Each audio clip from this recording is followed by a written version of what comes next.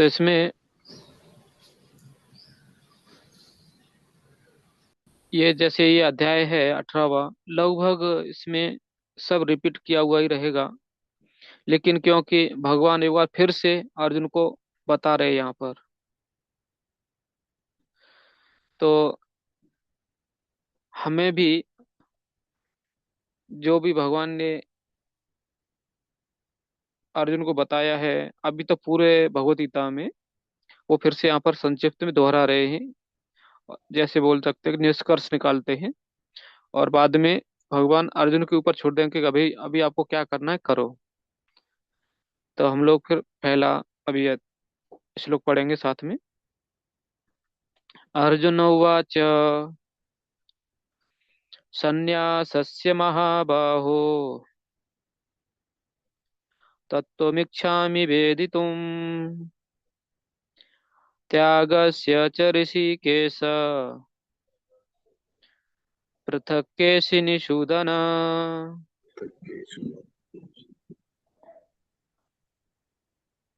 संजीव प्रभु पढ़िए। हाँ प्रभु जी, हरे कृष्ण प्रभु जी, दंडवत प्रणाम। यस प्रभु, दंड प्रणाम प्रभु जी। अर्जुन अर्जुन ने कहा, हे महाबाहु, मैं त्याग का उद्देश्य जानने का इच्छुक हूँ। और हे केशी निषूदन, हे ऋषिकेश, मैं त्यागमय जीवन अथवा संन्यास आश्रम का भी उद्देश्य जानना चाहता हूँ। तात्पर्य: वास्तव में भगवत गीता 17 अध्यायों अध्यायों में ही समाप्त हो जाता है। 18वां अध्याय तो पूर्व निवेचित विषयों का पूरक संक्षेप है।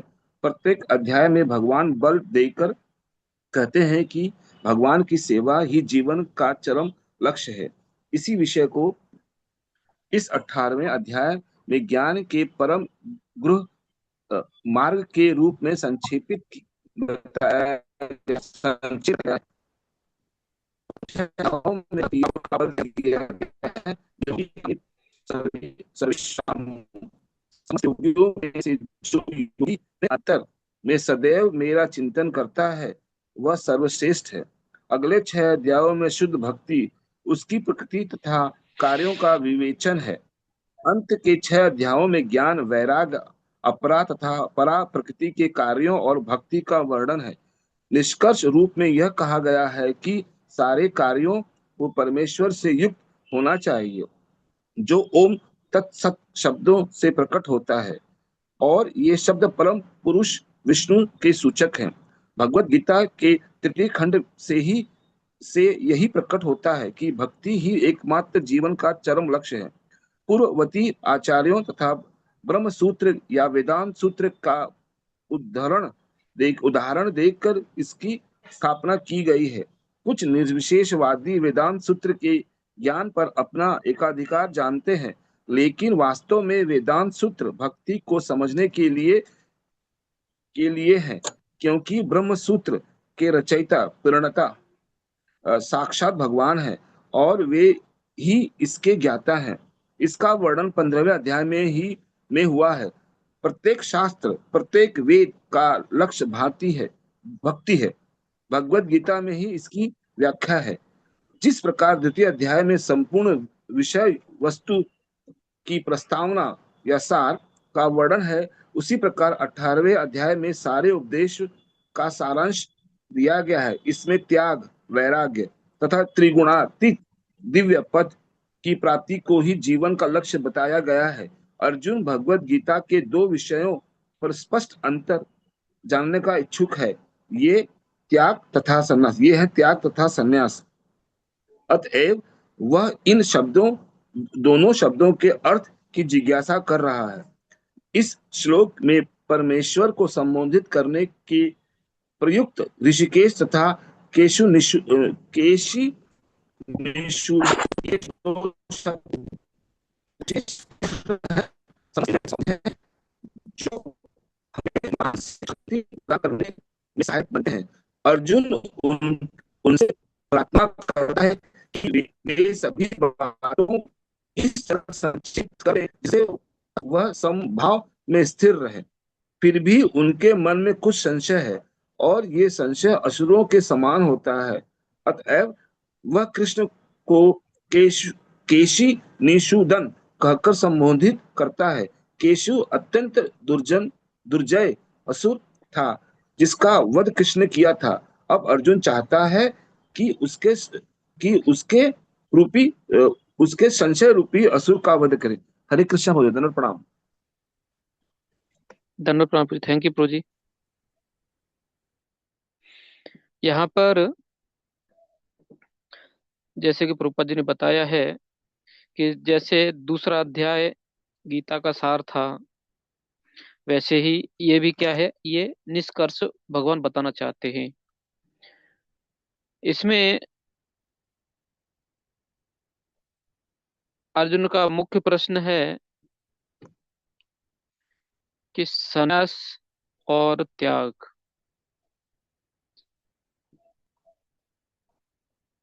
तो इस क्योंकि ये प्रश्न है, और प्रभुपाद जी ज्यादातर इसको यहाँ पर जो बताए हैं कि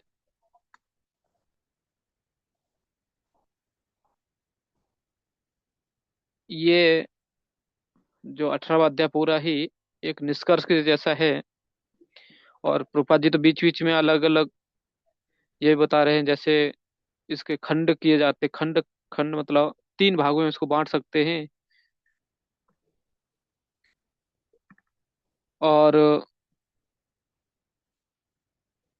जैसे कि पहले कर्म कांड सोच सकते हैं, बीच में भक्ति है, और लास्ट में ज्ञान है। लेकिन अभी कुछ अध्याय जैसे दूसरा और 18वां, ये सार के जैसे हैं। इसमें सब कुछ उन्हें बता दिया जाता है, जैसे भगवान ने उनको बता दिया अर्जुन को।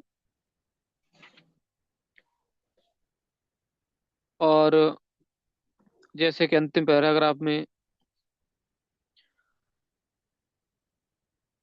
प्रभुपाद जी अर्जुन का भाव बता रहे हैं कि जैसे वो उन इधर एक नाम लेके बुलाते हैं उनको, केसी निषूदन, मतलब केसी राक्षस को मारने वाले। तो यहाँ भी अर्जुन कहना चाहते हैं कि हे भगवान, आप तो हमेशा राक्षसों का वध करते रहते हैं, लेकिन हमारे मन में भी एक संशय रूपी राक्षस आ गया है, कृपया उसका वध कीजिए। तो ये कुछ प्रार्थना की भाव भी समझ सकते हैं हम लोग। और जब कभी ऐसा लगता है कि हमें कुछ संशय है कहीं पर, तो हमें, अगर अपने पास कोई वैष्णव है तो उनसे नम्रतापूर्वक पूछ सकते हैं। नहीं है तो कभी फोन पर या दूसरा कभी अपने शिक्षा गुरु से पूछ सकते हैं, या किसी सत्संग वगैरह में आते तो वहां मिल के पूछ सकते हैं। लेकिन संशय को दूर कर देना चाहिए। कुछ भी शंका है हमें, ये ऐसा क्यों है वैसा क्यों है, तो किसी को पूछेंगे तो क्या हो जाता है, आप फ्रेश हो जाएंगे। नहीं तो अगर आप किसी को पूछेंगे नहीं, तो ये मन अंदर ही अंदर आपको कमजोर कर देगा, और कई बार आप मायावादी जैसी स्थिति में पहुंच जाएंगे, ये लोग ऐसा क्यों करते हैं करके। तो इसलिए जितना जल्दी हो सके संशय को दूर कर देना चाहिए। यहाँ पर संशय की तुलना राक्षस से की गई है। तो संशय को रखना बीच में मतलब क्या है, अपने साथ राक्षस को रखना। ठीक है, अभी हम लोग आगे बढ़ेंगे। श्री भगवान वाच, क्या काम्यानां कर्मणां न्यासम् सन्यासं कवयो विदु, सर्वकर्मफल त्यागं प्राहुस्त्यागं विचक्षणा।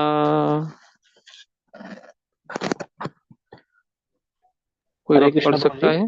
हाँ पढ़िए हरे प्रभु। कृष्ण। दंडवत यस प्रणाम प्रभु, प्रभु जी। दंड प्रभु जी। अनुवाद तथा तात्पर्य ऐसी भक्ति वेदांत स्वामी श्री हाँ प्रभुपाद द्वारा प्रभु, अपना श्री अपना थोड़ा वीडियो बंद कर लेना तो आवाज अच्छा आएगा। हम्म। भगवान ने कहा, भौतिक इच्छा पर आधारित कर्मों के परित्याग को विद्वान लोग संन्यास कहते हैं, और समस्त कर्मों के फल त्याग को बुद्धिमान लोग त्याग कहते हैं। तात्पर्य, कर्म फल की आकांक्षा के से किए गए कर्म करना चाहिए। यही भगवत गीता का उपदेश है। लेकिन जिन कर्मों के उच्च आध्यात्मिक ज्ञान प्राप्त हो कर्मों से जिन कर्मों से उच्च आध्यात्मिक ज्ञान प्राप्त हो उसका परित्याग नहीं करना चाहिए। अगले श्लोक से यह स्पष्ट हो जाएगा।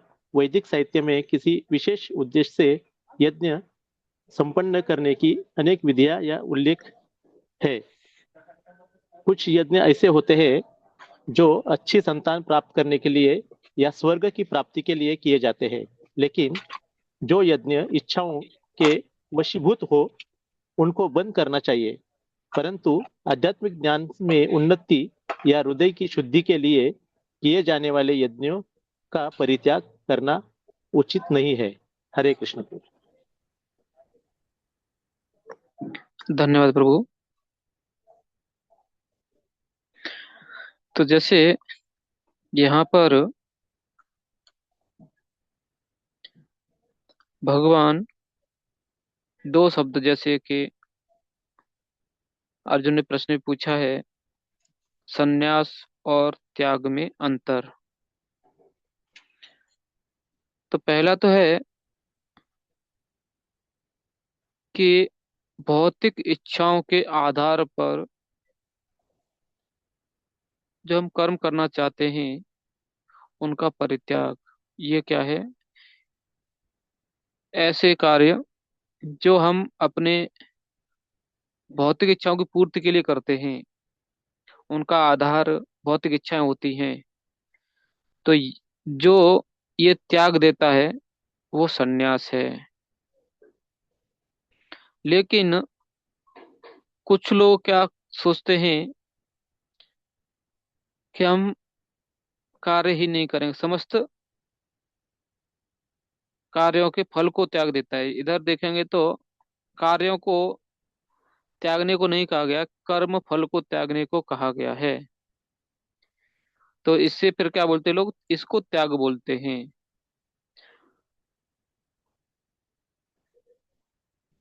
तो अभी इसमें देखेंगे तो एक में क्या है, कर्मों का ही परित्याग है, और दूसरे में कर्म फल का त्याग है। अभी जैसे आप समझ सकते हैं कि कुछ लोग सब कार्य छोड़ देते हैं, यहाँ तक कि वो लोग अपने लिए खाना वगैरह भी नहीं बनाते। तो ये क्या है? वो लोग अपने आप को सन्यास मानते हैं। और जैसे मायावादी लोग रहते हैं तो उनका एक ध्येय रहता है कि सन्यासी मतलब अग्नि को टच नहीं कर सकता है। लेकिन यहाँ पर जैसे कर्म फलों का त्याग, इसको जैसे समझ सकते हैं आप कि अगर आप या कोई वक्त जॉब कर रहा है, और जैसे ही उनका सैलरी आता है, वेतन आता है, उसे वो दूसरे किसी को या फिर मंदिर में दान दे देते हैं। तो ये क्या है? कर्म फल का त्याग। कर्म कर रहे थे वो, लेकिन जो फल मिला उनको, उसको उन्होंने भगवान की सेवा में लगा दिया। आजकल ज्यादातर देखेंगे तो सभी लोग अपनी भौतिक इच्छाओं के लिए ही, या अपनी भौतिक इच्छाओं की पूर्ति के लिए ही कार्य करते रहते हैं। और जब इतना कष्ट करते हैं तो अगर किसी कारण से उनको जो कर्म फल मिलने वाला था, वेतन मिलने वाला था, उसमें कुछ कम ज्यादा हो जाता है तो लोग मरने मारे पर तुल जाते हैं। और बाद में अगर वो भक्त नहीं है तो क्या करेंगे? वो पार्टी मनाएंगे, इधर उधर उड़ाएंगे। हो सकता है बच्चों को साथ में रखेंगे, नहीं तो बच्चों को बताएंगे भी नहीं, और अकेले आप अपने आप पार्टी मना के आ जाते हैं, लोग नशा वगैरह करते हैं। तो ये जब वो कर्म फलों का त्याग नहीं करेंगे तो अशुद्ध रहेंगे वो, शुद्ध नहीं। ऐसा बताते हैं कि अगर हम अन्नदान नहीं कर रहे हैं तो हम अपने परिवार को भुखमरी की तरफ लेके जा रहे हैं। ऐसा एक भक्त बोल रहे थे कि अगर हम दान नहीं देते हैं तो हम भिखारी बनने के कगार पर पहुंच जाएंगे, हमारा परिवार भिखारी बनने के कगार पर पहुंच जाएगा जल्दी ही। क्योंकि भगवान के जो वस्तुएं हैं, जैसे हम हवा, पानी, धरती, इनको यूज करते, अग्नि, इनको यूज करते हैं अपने भोग के लिए। लेकिन हम भगवान के अगर कृतज्ञ नहीं रहेंगे तो भगवान भी जो वस्तुएं दे रहे थे वो फूका आपको भी नहीं देंगे, उसका भी वो टैक्स लगाने लगेंगे।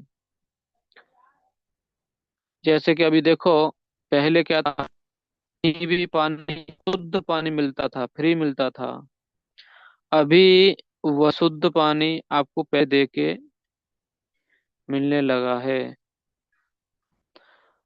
तो धीरे धीरे अभी देखो, अगर कोई बोलता है ऑक्सीजन देना पड़ेगा, हॉस्पिटल वगैरह में लगता है, तो हवा का भी वो लोग चार्जेस लगा ही लेते हैं।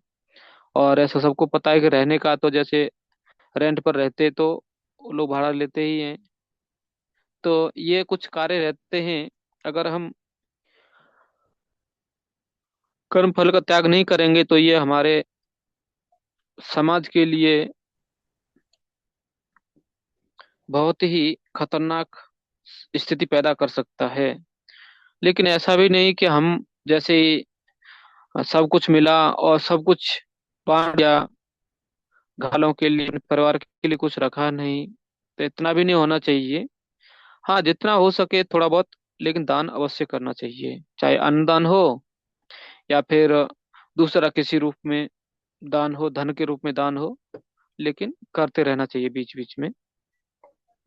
और जैसे मंदिर से जुड़े हुए सब लोग हैं तो फिर अपने अपने काउंसलर से चर्चा करके दान दे सकते हैं। मंदिरों को देना है या फिर हो सकता है कि अपने काउंसलिंग ग्रुप में, उसमें आपको मतलब अन्नदान करना है, तो वो आप चर्चा करके आप डिसाइड कर सकते हैं, विचार मंथन कर सकते हैं घर वालों से पूछ के भी कि हम कितना रखना चाहिए और कितना देना चाहिए। लेकिन इसमें दो चीजें होती हैं, मनमानी नहीं होनी चाहिए। मनमानी में दो चीजें होती हैं, एक तो आप किसी को देंगे नहीं कुछ भी, और अगर कोई भावुक है तो सब कुछ लुटा देगा। तो इससे उसके घर पर समस्या खड़ी हो सकती है। तो इसलिए जो सीनियर वक्त लोग हैं उनसे चर्चा करके आप दान वगैरह दान वगैरह करते रहना चाहिए। ठीक है, अगला चलते हैं। त्याज्यम दोषवदित्येके कर्म प्राहुर्मनीषिणा यज्ञ दान तपः कर्म न त्याज्येमिति चापरे। हरे कृष्ण प्रभु जी, मैं पढ़ूं क्या? यस, यस माता जी।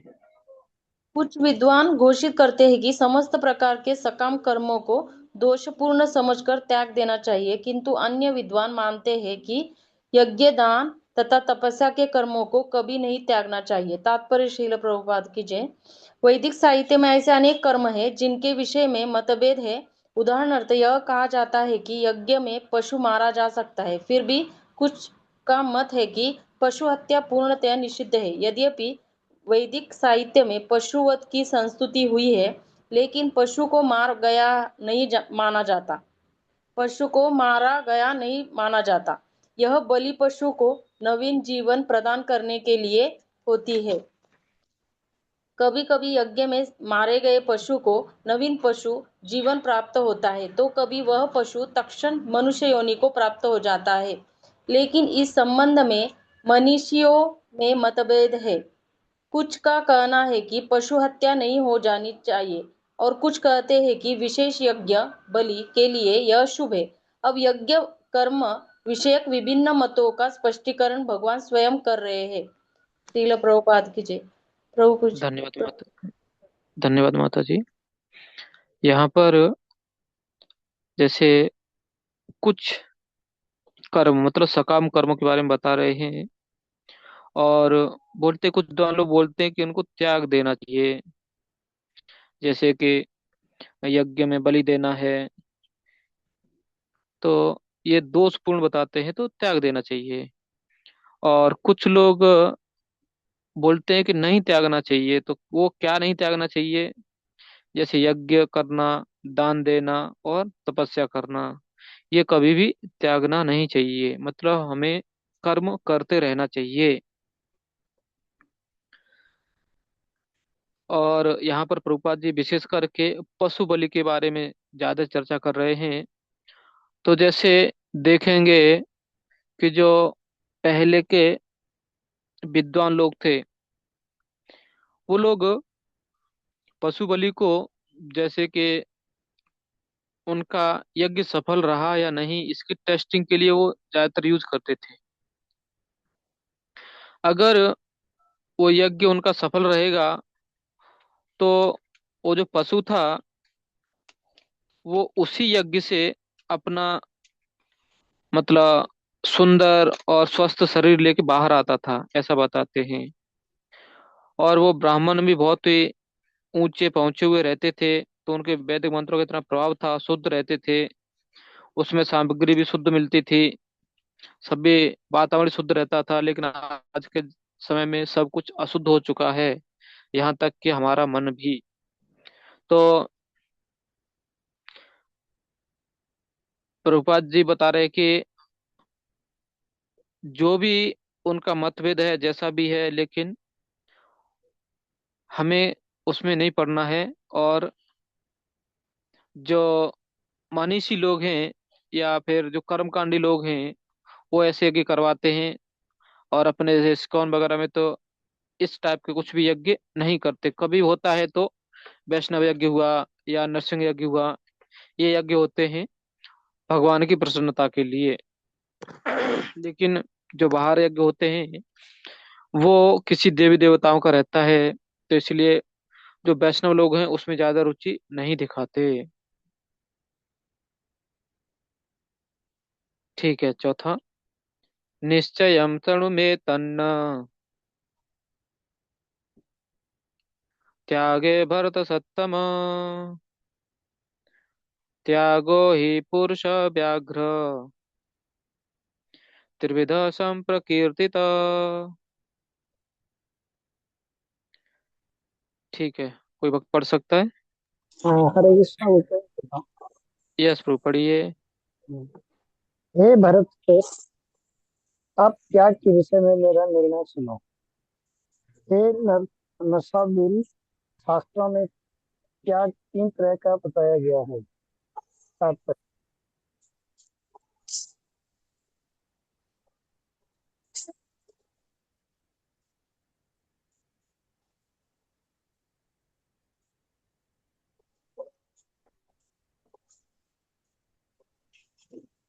प्रकार के मत हैं, लेकिन परम पुरुष श्री कृष्ण अपना निर्णय दे रहे हैं, जिसे अंतिम माना जाना चाहिए। निसंदेह सारे वेद भगवान द्वारा प्रदत्त विभिन्न विधान नियम हैं। यहाँ पर भगवान साक्षात उपस्थित हैं, अतएव उनके वचनों को अंतिम मान लेना चाहिए। भगवान कहते हैं कि भौतिक प्रकृति के तीन गुणों में से जिस गुण में त्याग किया जाता है, उसी के अनुसार त्याग का प्रकार समझना चाहिए। हरे कृष्णा। धन्यवाद प्रभु जी। तो यहाँ पर भी इस श्लोक में भगवान त्याग के बारे में भी, तीन प्रकार के जो त्याग है उनके बारे में बताएंगे अभी। और वो भी बताते हैं यहाँ पर, प्रभुपाद जी बताते हैं यहाँ कि जैसे अभी तीसरे श्लोक में हम लोग ने चर्चा किया कि त्याग का भी अलग अलग मत है लोगों का, क्या त्याग करना चाहिए, क्या नहीं करना चाहिए। लेकिन इसमें अभी यहाँ से आगे भगवान स्वयं बता रहे हैं कि त्याग का मतलब क्या है, और त्याग के बारे में भगवान का निर्णय क्या है, क्या अच्छा है और क्या बुरा है। और प्रभुपाद जी बोलते हैं कि क्योंकि यहाँ पर भगवान बोल रहे हैं तो उनका ही निर्णय अंतिम मान लेना चाहिए। फिर उसमें हमें तर्क वितर्क नहीं लगाना चाहिए कि नहीं ऐसा हो गया तो कैसा है, नहीं तो ऐसा क्यों। इस पर हमें तर्क वितर्क नहीं करना है। पांचवा, यज्ञ दान तप कर्म न त्याज्यम कार्यमेव तत्। यज्ञो दानं तपश्चैव पावनानि मनीषिणाम्। हरे कृष्णा ठीक है, प्रभु। कोई वक्त पर। यस प्रभु। हरे हाँ कृष्ण। अभी ये पिछला वाला जो ये श्लोक था इसमें एक यहाँ पे आया है, हे नरसाधुल। ये हाँ, नरसाधुल का मीनिंग क्या होता है? नर साधुल मतलब नरों में श्रेष्ठ, या नर शार्दुल बोलते शेर को। नर पुरुष व्याघ्र, जैसे आपने इसमें आया ना एक पुरुष व्याघ्र, त्यागो ही पुरुष व्याघ्र, मतलब पुरुषों में शेर के जैसा। जैसे पशुओं में शेर माना जाता है ना, राजा है पशुओं का शेर, ऐसे ही पुरुषों में नर शार्दुल मतलब पुरुषों में श्रेष्ठ बोल सकते हैं आप। और यहाँ पर प्रभुपाद जी बोल रहे हैं, जैसे आप इधर अनुवाद में देखें शब्दार्थ में पुरुषों में बाघ, ये आया है। ठीक है। हम्म। तो ये कुछ उपमाएं रहती हैं जो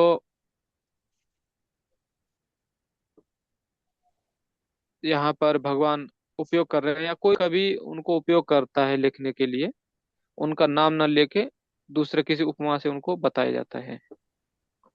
जैसे भगवान के भी आपने अलग अलग नाम सुने होंगे, मधुसूदन दे, और भी अलग अलग हैं, तो ऐसे ही अर्जुन के भी यहाँ पर एक नाम से संबोधित किया भगवान ने।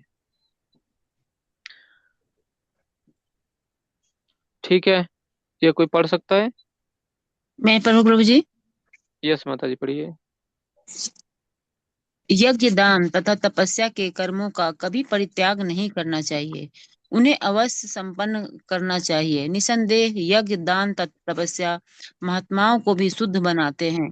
तत्पर शिल प्रभुपाद की शिल प्रभुपाद की जय। योगी को चाहिए कि मानव समाज की उन्नति के लिए कर्म करो। मनुष्य को आध्यात्मिक जीवन तक ऊपर उठाने के लिए अनेक संस्कार पवित्र कर्म है। उदाहरणार्थ विवाह विवाह उत्सव एक यज्ञ माना जाता है।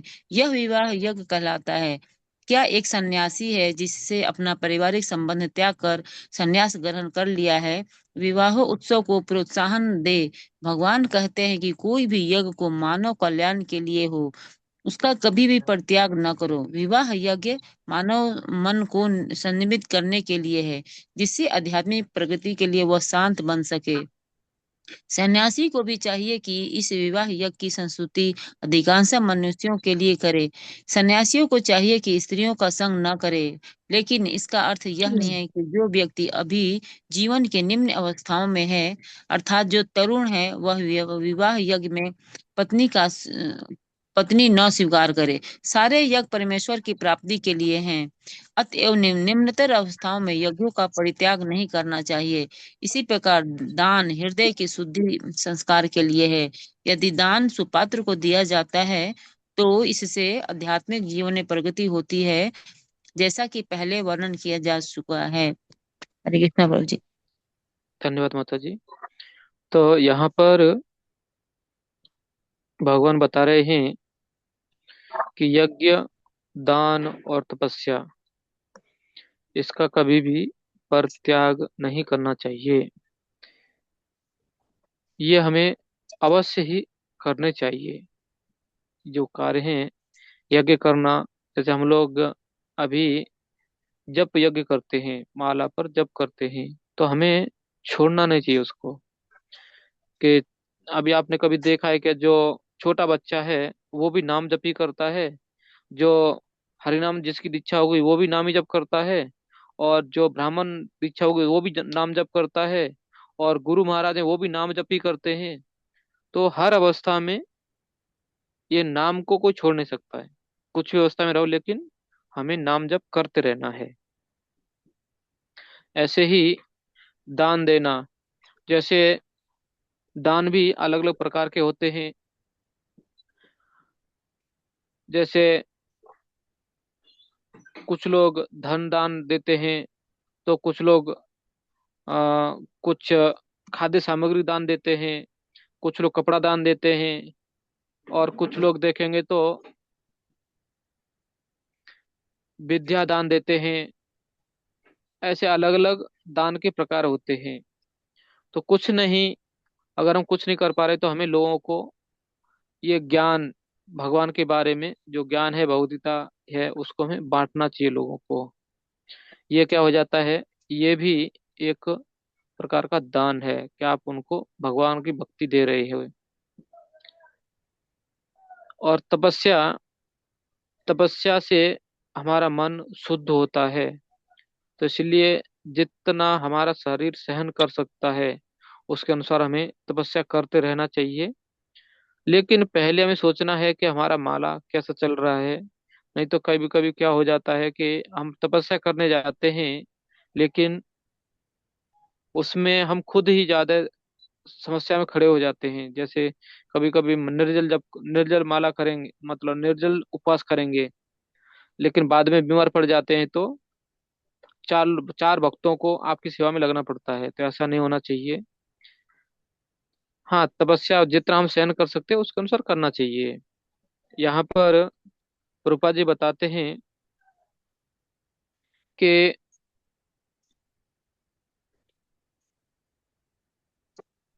जो योगी है उसको समाज की उन्नति के लिए कर्म करे। तो जिसमें प्रभुपाद जी एक विशेषकर बताते हैं कि जो सन्यासी लोग रहते हैं वो ज्यादातर विवाह यज्ञ से दूर ही रहते हैं। लेकिन कई बार आपने सुना होगा, जब शुरुआत के समय में प्रभुपाद जी के जब उधर गए थे पाश्चात्य जगत में, तो वहां पर उनके कोई भी माताएं शिष्य नहीं थी। और जब माताएं शिष्य बनने लगी, उधर कोई वैष्णव नहीं था उनको समझाने के लिए, तो स्वयं प्रभुपाद जी उनका विवाह संस्कार कराए, माताओं को साड़ी वगैरह पहनाना सिखाया। ये सब कल्चर प्रभुपाद जी ने स्वयं दिए थे। तो इसीलिए कोई सोच सकता है कि अरे एक सन्यासी को किसी के विवाह विवाह वगैरह में क्यों जाना चाहिए। तो यहाँ पर क्या है, मानव समाज की उन्नति के लिए अगर आवश्यक है तो जाना चाहिए। आप देखेंगे तो शुरुआत के समय में प्रभुपाद जी ने कुछ भक्तों के विवाह कराए थे, और बाद में जैसे देखा कि भक्त लोग सीख गए हैं, तो बस उसमें वो भक्तों को इन्वॉल्व करने लगे, हाँ आप लोग अभी करते रहो, आगे बढ़ाते रहो उसको। तो क्योंकि उसमें प्रभुपाद जी के कुछ गुरु भी इस पर थोड़ा आक्षेप ले रहे थे, मतलब ऑब्जेक्शन ले रहे थे इसके ऊपर कि अरे देखो सन्यासियों के विवाह करवा रहा है, ऐसा वैसा बहुत बोल रहे हैं।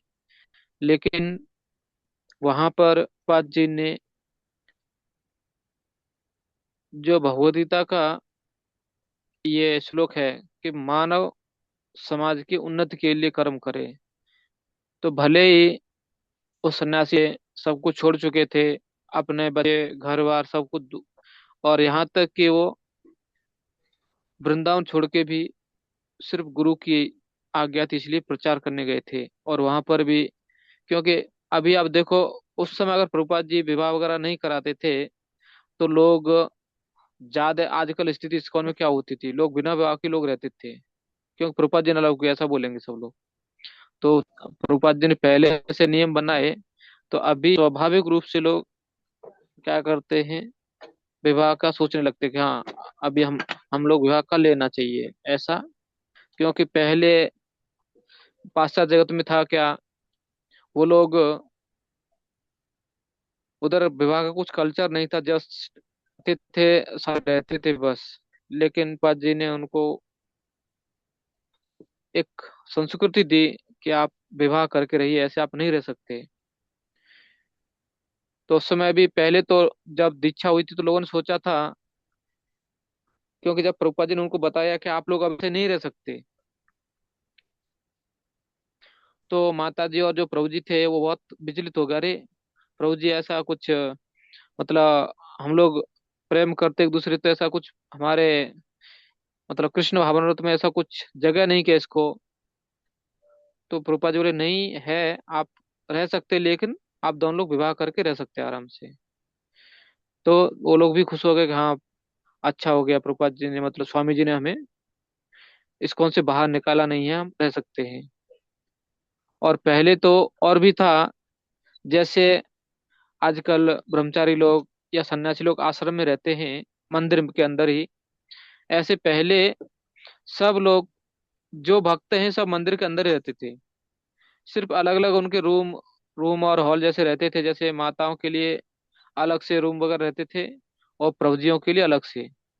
भले ही उसका विवाह हो या ब्रह्मचारी हो, कोई भी हो, रूल एक ही था कि वो लोग अलग अलग रहते थे बस। और वहां पर अपनी अपनी सेवा बांटी हुई थी। वो सेवा देने वाला भी मंदिर का एक भक्त रहता था, जैसे कमांडर बोलते हैं आदि। तो वो लोग सेवा बताते थे लोगों और करवा के लेते थे। लेकिन जैसे ही संस्था बढ़ी तो फिर प्रभुपाद जी ने ग्रस्त भक्तों को बाहर रहने के लिए बोला। अभी भी देखेंगे तो, जैसे मंदिरों में देखेंगे तो, जैसे हमने देखा कुंजवारी मंदिर में एक ही रूम है बस माताओं के लिए। एक माता जी रूम बोलते हैं उसको, उसमें जो भी कोई आता है रुकता है, और जो भी उनको वॉशरूम जाना है या कुछ नहाना धोना उधर रहते होंगे वो लोग करते हैं और निकल जाते हैं बस, किसी को इमरजेंसी रहेगा तो। बाकी अभी जैसे हम लोग भी हैं, तो जैसे कोई ग्रस्त वक्त भी आता है, प्रभु जी हैं तो आते हैं आश्रम में, आते हैं उनको इमरजेंसी कुछ आया, वॉशरूम वगैरह जाना है तो नहा धो के पुजारी सेवा के लिए भी जाते हैं कई बार। तो मतलब क्या था कि सबके लिए अलग अलग रूल थे, रूम भी अलग अलग थे, जिससे कि कुछ भी मतलब लोग भ्रमित न हो, या कुछ लोग आक्षेप न ले कि देखो ये लोग मंदिर में स्वच्छ नहीं रह पाते हैं, शुद्ध नहीं रहते ये लोग। इसके लिए प्रभुपाद जी बहुत ध्यान देते थे।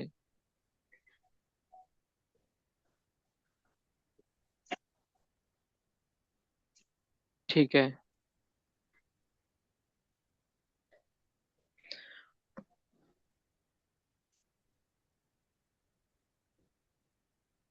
और बाद में यहाँ पर प्रभुपाद जी एक और बताते हैं कि जो दान देते हैं उससे हमारा हृदय शुद्ध होगा। इसलिए मतलब ये भी क्या है, एक संस्कार समझ बोल रहे प्रभुपाद जी इधर, कि ये भी क्या है, एक संस्कार है कि हमें दान देते रहना चाहिए। और दान भी किसको, सुपात्र को। जैसे अभी 17वें अध्याय में लोगों ने चर्चा किया था कि जो दान के प्रकार हैं, तीन तीन गुणों में दान दिया जाता है, वो भी हमें सोचना चाहिए। ठीक है, आगे। एतान्यपि तु कर्माणि संगम त्यक्त्वा फलानि च कर्तव्यानीति मे पार्थ निश्चितं मतमुत्तमम्। वही मैं पढ़ूं। यस प्रभु, पढ़िए। इन सारे कार्यों को किसी प्रकार की आस आस्ति आसक्ति या फल की आशा के बिना संपन्न करना चाहिए। हे पार्थ पुत्र, उन्हें इन्हें कर्तव्य मानकर संपन्न किया जाना चाहिए। यही मेरा अंतिम मत है। तात्पर्य शिला प्रपात जी द्वारा, शिला प्रपात की है। यद्यपि सारे यज्ञ शुद्ध करने वाले हैं, लेकिन मनुष्य को ऐसे कार्यों से किसी फल की इच्छा नहीं करनी चाहिए। दूसरे शब्दों में जीवन जीवन में जितने सारे यज्ञ भौतिक उन्नति के लिए हैं, उनका परित्याग करना चाहिए। लेकिन जिन यज्ञों से मनुष्य का अस्तित्व शुद्ध हो और जो आध्यात्मिक स्तर तक उठने वाला हो, उसको कभी बंद नहीं करना चाहिए।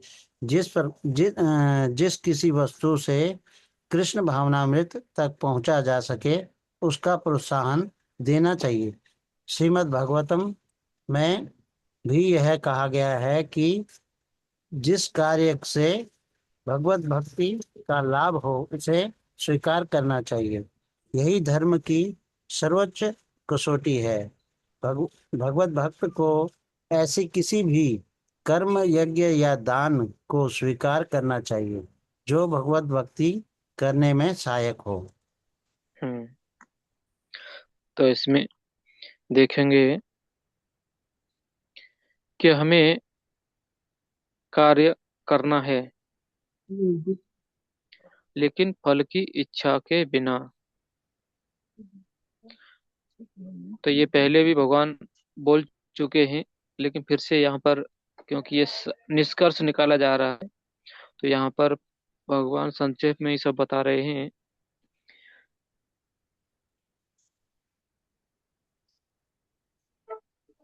और कर्म करना है, लेकिन हमें कुछ अपेक्षा, मतलब फल की आशा नहीं रखना चाहिए। और कर्तव्य मानकर, जैसे आपने देखा होगा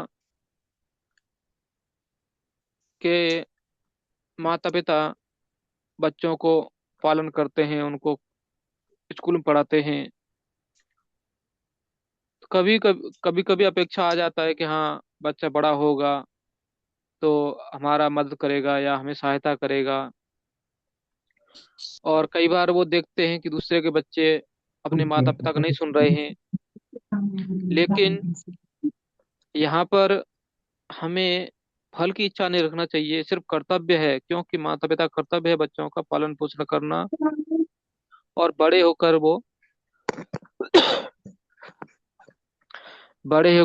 होकर वो अपने पैरों पर खड़ा हो सके, ये अपना जीवन जी सके, ऐसा उसको समर्थ बनाना चाहिए। तो उसके लिए पढ़ाई करवाना, उसको जॉब वगैरह दिलाना, ये सब माता पिताओं का कर्तव्य होता है।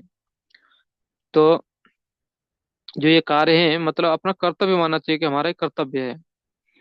ऐसे ही जो जो बच्चे होते हैं उनका भी कर्तव्य होता है कि माता पिताओं का पालन पोषण करना।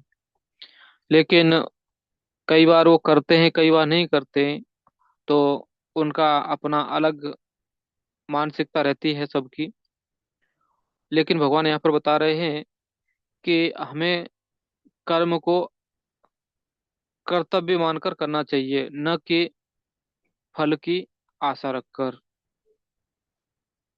और जो भी कार्य हम कर रहे हैं उससे हमें ध्यान देना चाहिए कि हम कितना कृष्ण भावनामृत में आगे बढ़ रहे हैं। नहीं तो हम कर्तव्य समझ के कार्य कर रहे हैं, लेकिन हम नरक की तरफ जा रहे हैं, कृष्ण भावनामृत से दूर जा रहे हैं।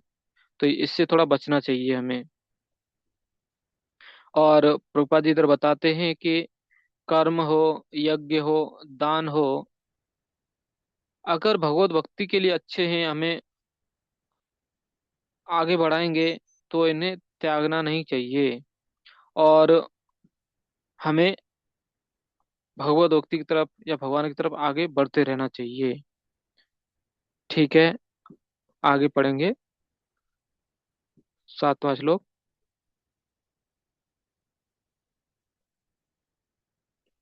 नियतस्य तु संन्यासः कर्मणो नोपपद्यते, मोहात् तस्य परित्यागः तामस परिकीर्तित।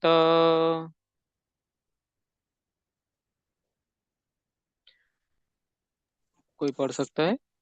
हरे कृष्ण शरणम। यस प्रभु, पढ़िए।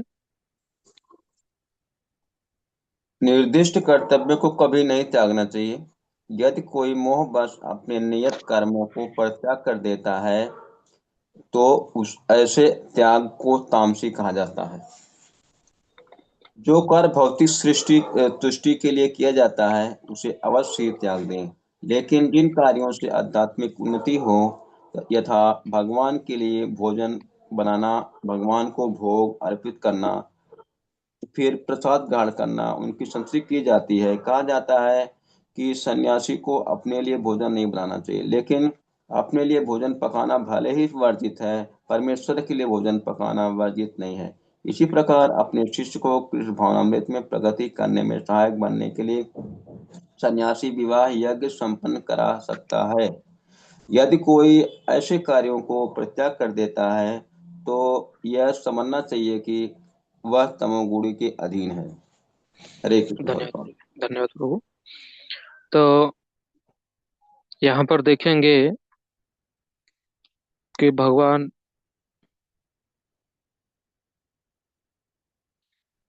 यहाँ पर एक ही बार बार बात को बार बार बोल रहे हैं कि आप अपने कर्तव्यों को मत छोड़ो। और वो बोल रहे हैं कि समझो किसी कारणवश किसी ने छोड़ दिया, मतलब वो क्या है, वो तामसी त्याग है, जो कि न तो समाज के लिए अच्छा है और न उस खुद के लिए, उसके लिए भी। जैसे कि मायावादी बताते हैं कि सन्यासी को अग्नि, मतलब प्रसाद वगैरह बनाना नहीं चाहिए, क्योंकि अग्नि नहीं जलाना चाहिए सन्यासी को। लेकिन प्रभुपाद जी बताते हैं कि अगर भक्ति के लिए अच्छा है, क्योंकि हम भोग भोग बना सकते हैं। हम अपने लिए खाना नहीं बना रहे स्पेशल, चलो हम अपने लिए चूल्हा जलाएंगे, जो अच्छा है वैसा बना के खाएंगे, नहीं। उसमें क्या है कि आप भगवान के लिए बना रहे हैं, और इससे क्या है, भगवान को भोग लगेगा, भगवान प्रसन्न होंगे। और दूसरा इधर बता रहे हैं कि जैसे समाज में प्रगति हो, इसलिए विवाह में जाता नहीं है, लेकिन अगर इमरजेंसी है तो विवाह यज्ञ करवाना चाहिए, क्योंकि इससे समाज में उत्पात होगा। तो ये फिर से इधर प्रभुपाद जी बता रहे हैं। और ये भी बता रहे हैं, प्रभुपाद जी सावधान कर रहे हैं यहाँ पर कि समझो कोई सन्यासी है और बोल रहा है कि नहीं नहीं नहीं, मैं यज्ञ, मतलब विवाह यज्ञ नहीं कराऊंगा। अभी जैसे प्रभुपाद जी ने वहां पर कराया था, तो वहां पर कोई पंडित नहीं था, उन्होंने देखा भी नहीं था। जो कुछ भारतीय ग्रह रहे इसमें वहां पर, उनको भी इसमें कुछ ज्यादा इंटरेस्ट नहीं था। तो इसलिए प्रभुपाद जी ने उनको जब, जैसे माताओं को वैदिक वैदिक कपड़े पहनाए, साड़ी वगैरह जो पहनाने का उनको सुविधा किया, और सिखाया भी उनको, तो बाकी जो दूसरे जो भारतीय गृहस्थ वगैरह थे वहां पर, तो वो लोग भी ज्यादा ही आकर्षित हुए और जल्दी ही वो लोग भक्ति में भी आ गए। और अगर समझो वहां पर बोल देते नहीं नहीं ये हमारा कार्य नहीं, तो हम क्या है, ये हम तमोगुण में है वहां पर, ये हमें समझना चाहिए, प्रभुपाद जी इधर बता रहे हैं। इसलिए जो सत्वगुण का मतलब क्या है, ज्ञान में रहकर कार्य करना, और तमोगुण का मतलब क्या है, अज्ञान में रहना बस। तो ये भक्त को अपनी स्थिति, या फिर अपना, जो बोल सकते हैं कि हमें नियम आग्रह में नहीं पड़ना चाहिए कि नहीं नहीं ये नियम ऐसा है इसलिए हमें ऐसा ही करना है, नहीं। आप देश काल परिस्थिति के अनुसार देखिए, और जो समाज के हित के लिए है, भक्ति के लिए है, उसको कीजिए। यही सतोगुण का लक्षण है। नहीं तो हम तमोगुण में है, जो सिर्फ हम लोग किताबी कीड़े जैसे बन के रह जाते हैं। ठीक है, आठवां, दुःखमित्येव यत् कर्म काय क्लेश भयात् त्यजेत् स कृत्वा राजसं त्यागं नैव त्याग फलं लभेत। कोई वक्त पढ़ सकता है? मैं पढ़ूं प्रभु जी? यस माता जी। हरे कृष्णा प्रभु जी, दंडवत प्रणाम। जो व्यक्ति नियत कर्मों को कष्टप्रद समझकर या शारीरिक क्लेश के भय से त्याग देता है, उसके लिए कहा जाता है कि उसने यह त्याग रजोगुणों में किया है। ऐसा करने से कभी त्याग का उच्च फल प्राप्त नहीं होता। तात्पर्य श्री प्रभुपाद की जय। जो व्यक्ति कृष्ण भावनामृत को प्राप्त है, उसे इस भय से अर्थोपार्जन बंद नहीं करना चाहिए कि वह सकाम कर्म कर रहा है।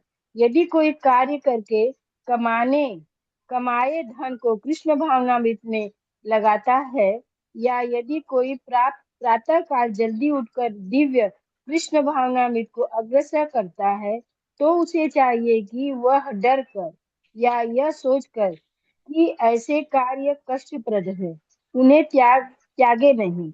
ऐसा त्याग राजसी होता है। राजसी कर्म का फल सदैव सुखद होता है। यदि कोई व्यक्ति इस भाव से कर्म त्याग करता है तो उसे त्याग का फल कभी नहीं मिल पाता। हरे कृष्णा प्रभु जी। धन्यवाद माता जी। तो यहाँ पर देखेंगे,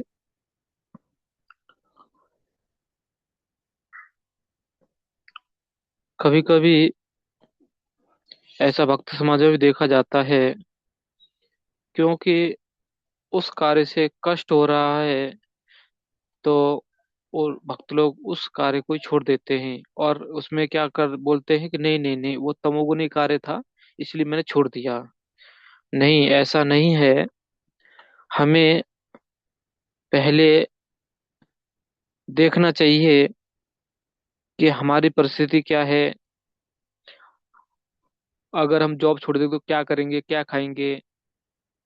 जैसे कई बार आपने देखा होगा, जब परीक्षाएं जब पास में होती हैं तो बच्चे लोग बहुत भक्ति में आगे बढ़ने लगते हैं, बहुत सिंसियर प्रेयर करेंगे, माला भी बढ़ा देंगे। और कई लोग तो इतने भावुक हो जाते हैं कि वो लोग एग्जाम देने को तैयार नहीं होते। तो ये वास्तव में क्या है, क्योंकि उनको इच्छा है, उनको अच्छा नहीं लग रहा है, उनको डर लग रहा है, इसलिए वो एग्जाम नहीं देना चाहते। लेकिन प्रभुपाद जी बताते हैं कि देखो, ऐसे कर्म से कुछ लाभ नहीं है आपका, क्योंकि ये कार्य क्या है, आप डरे हुए हैं किसी से। कल को अगर आप भक्ति में कुछ कार्य करेंगे या भक्ति में अभी आप देखो, जैसे अभी भक्ति शास्त्री का आपका चल रहा है क्लासेस, तो उसमें भी आपको एग्जाम तो देना ही रहेगा। अभी उससे भागने की समस्या क्या है, क्यों कहाँ जाएंगे भाग के आप। एक एक सेशन में नहीं आएंगे, दूसरे सेशन में नहीं आएंगे, एक कोर्स निकल जाएगा उसमें नहीं आएंगे, दूसरे कोर्स में नहीं आएंगे, तो आपका ब्राह्मण दीक्षा कब होगा, और कब आप भगवान की सेवा कर पाएंगे, कभी नहीं। तो ये क्या है, हमें डरना नहीं चाहिए। हाँ, जो भी होगा देख लेंगे बस। इसलिए हो सके तो उतना जल्दी उठकर, जैसे प्रभुपाद जी बता रहे हैं, सुबह प्रातःकाल जल्दी उठ करके हमें कृष्ण में कार्य करते रहना चाहिए। क्योंकि सुबह कष्ट होता है, या फिर नहाने के लिए ठंडा पानी, ठंडा ठंड लगता है, तो ऐसा सोच के हमें ज्यादा ये नहीं सोचना चाहिए कि नहीं नहीं ये छोड़ दो, ये तो कुछ जो कार्य हैं बहुत कष्टदायक है, ये हमसे नहीं होने वाले। लेकिन अगर आप ऐसा सोचते तो फिर आप कार्य कब करेंगे, जप और तप कब करेंगे, नहीं कर सकते आप। तो अगर कोई ऐसा करता है, या कभी कभी मन में विचार आता है ऐसा किया, तो ये क्या है फिर, राजसी त्याग है। इससे न तो आपको सुख मिलेगा और न दूसरों को, क्योंकि कुछ आपकी इच्छाएं हैं जो आप पूरा करना चाहते हैं बस। या फिर जो आपकी इच्छाएं हैं कि हमें वो कार्य नहीं करना है, समाज में रह के वो कार्य नहीं करना है करके, आप वो उधर से सब कुछ छोड़ के इधर आना चाहते हैं। तो हमें फिर से वही है कि आप अपने गुरु साधु शास्त्र से विचार कीजिए, उसके अनुसार अगर ऐसा कुछ कदम उठाना है तो आप देख सकते हैं भक्ति की अनुकूलता के लिए। ठीक है। आठवां, हाँ नौवां, कार्यमित्येव यत्कर्म नियतं क्रियते अर्जुन, संगम त्यक्त्वा फलं चैव स त्याग सात्विको मतः। कोई वक्त पढ़ सकता है? हाँ, हरे हरे कृष्णा प्रभु जी। मैं पढ़ूंगा जी, है ना। पढ़िए ठीक है प्रभु। प्रभु। हे अर्जुन, जब मनुष्य नियत कर्तव्य को करणीय मानकर करता है और समस्त भौतिक संगति तथा फल की आसक्ति को त्याग देता है तो उसका त्याग सात्विक कहलाता है। तात्पर्य, श्री प्रभुपाद की जय। नित्य कर्म इसी मनोभाव से किया जाना चाहिए। मनुष्य को फल के प्राप्ति अनासक्त होकर कर्म करना चाहिए। उसे कर्म के गुणों से विलग हो जाना चाहिए। जो व्यक्ति कृष्ण भावना अमृत में रहकर कारखाने में कार्य करता है, वह न तो कारखाने के कार्य से अपने को जोड़ता है, न ही कारखाने के श्रमिकों से। वह तो मात्र कृष्ण के लिए कार्य करता है, और जब वह इसका फल कृष्ण को अर्पण कर देता है तो वह दिव्य स्तर पर कार्य करता है। हरे धन्यवाद प्रभु। तो यहाँ पर अपना नियत कर्तव्य को करते रहना चाहिए, और जो समस्त भौतिक संगति है तथा फल की आसक्ति को त्याग देता है, वो सात्विक त्याग कहलाता है। जैसे रूपा जी इधर उदाहरण दे रहे हैं कि क्योंकि घर का पालन पोषण करने के लिए कुछ तो कार्य करना है, तो कोई व्यक्ति कारखाने में कार्य करता है, तो उसकी अपेक्षा ये नहीं कि हम दिन रात इधर ही पड़े रहें इसी कारखाने में, नहीं। क्योंकि भक्ति करते हुए थोड़ा समय मिल जाता है, उधर जाता है, और परिवार को पालन के पोषण करने के लिए उधर से पैसा मिल जाता है उसको, तो वो उस कारखाने से आसक्त नहीं है। ये ध्यान रखना चाहिए। कभी नहीं मिलेगा मोमोज। हरे कृष्णा कृष्णा कृष्णा हरे हरे, हरे राम राम राम हरे हरे। तो हमें ये ध्यान रखना चाहिए कभी भी कि हम जो भी कार्य कर रहे हैं वो कृष्ण के लिए होना चाहिए, और जो कार्य करे उसका फल भी कृष्ण को मिलना चाहिए। लेकिन हमें ये भी देखना चाहिए कि हमारा जो परिवार का खर्चा है या बाकी सब, उस घर के जो हमारे कर्तव्य हैं वो भी पूरा होना चाहिए। अभी जैसे देखेंगे तो परम पूज्य गोपाल कृष्ण गोस्वामी महाराज के बारे में सुना है, हम लोगों ने सबने सुना है लगभग। महाराज एक समय थे जब उनके पास जो भी धनराशि आता था वो पूरा प्रभुपाद जी को देते थे। फिर जो उनके बच्चे थे महाराज जी के, वो बाद में प्रभुपाद जी के पास जाते थे और वो घर का खर्चा प्रभुपाद जी से मांगते थे। तो जैसे कि एक घर में वरिष्ठ पिताजी के जैसे, वो प्रभुपाद जी उनको पूरा खर्चा भी देते थे, और उनका पढ़ाई वगैरह सब करवाया था प्रभुपाद जी ने। तो ऐसे कुछ लोग होते हैं जो ऐसा करते हैं, लेकिन हमें ऐसी अपेक्षा नहीं रखनी चाहिए कि हम सब कुछ मंदिर को देंगे फिर मंदिर हमें थोड़ा सा देगा। नहीं, अपने घर में ही जहां तक हो सके, क्योंकि वो अपना कर्तव्य है घर का खर्चा चलाना। और जैसे कि कई बार बताया जाता है कि संचय भी करना चाहिए गृहस्थ भक्तों को, जिससे क्या बीमारी के समय या फिर घर में कुछ फंक्शन होते हैं उस समय वो खर्चा काम में आ सके।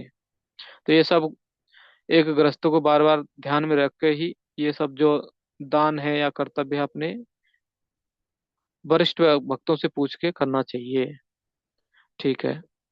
10वां, न द्वेष्टय कुशलम कर्म कुशलेनानुसज्जते,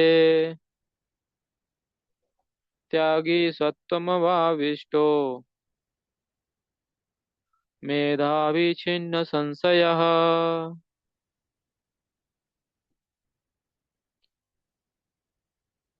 कोई वक्त पढ़ सकता है? मैं पढ़ूं प्रभु जी? यस प्रभु, पढ़िए। सत्वगुण में स्थित बुद्धिमान त्यागी, जो न तो अशुभ कर्म से घृणा करता है, न शुभ कर्म से लिप्त होता है, वह कर्म के विषय में कोई संशय नहीं रखता। तात्पर्य: कृष्ण भावना भावित व्यक्ति या सतोगुणी व्यक्ति ना तो किसी व्यक्ति से घृणा करता है, ना अपने शरीर को कष्ट देने वाली किसी बात से। वह उपयुक्त स्थान पर तथा उचित समय पर बिना डरे अपना कर्तव्य करता है, ऐसे व्यक्ति को जो अध्यात्म का को प्राप्त हैं सर्वाधिक बुद्धिमान तथा अपने कर्मों में संशय रहित मानना चाहिए। हरे धन्यवाद प्रभु। तो यहाँ पर जो सत्वगुण में है उसके बारे में बताया गया है कि वो अशुभ कर्म से भी घृणा नहीं करता है, और न ही शुभ कर्म हमेशा चिपका रहता है। जैसे आपने देखा होगा, अगर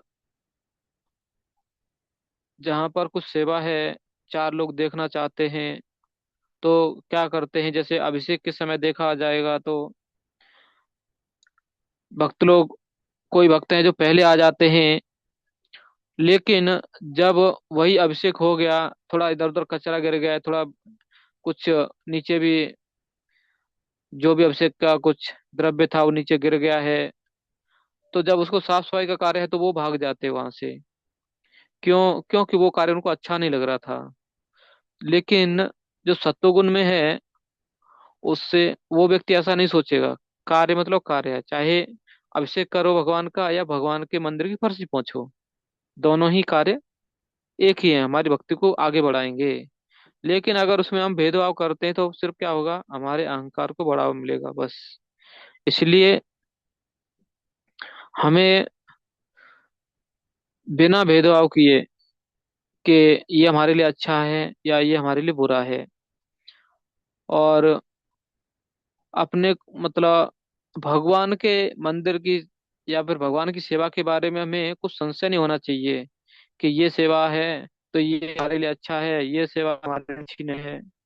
तो जितना हो सके मन लगा के सेवा करते रहना चाहिए। और कुछ संशय वगैरह है तो अपने वरिष्ठ वक्तों से या गुरु महाराज से पूछ सकते हैं सीधा, इसके बारे में वो आपको मार्गदर्शन कर सकते हैं। जो आपका व्यक्तिगत कुछ कार्य रहे, जो आपको संशय हो, तो उसमें बहुत अच्छा हो जाता है।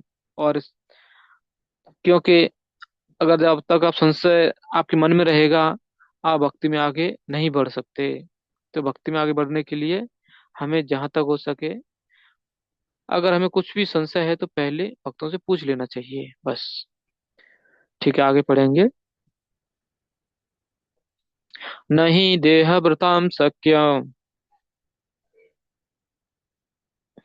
त्यक्तुम कर्माण्य शेषतः, यस्तु कर्म फल त्यागी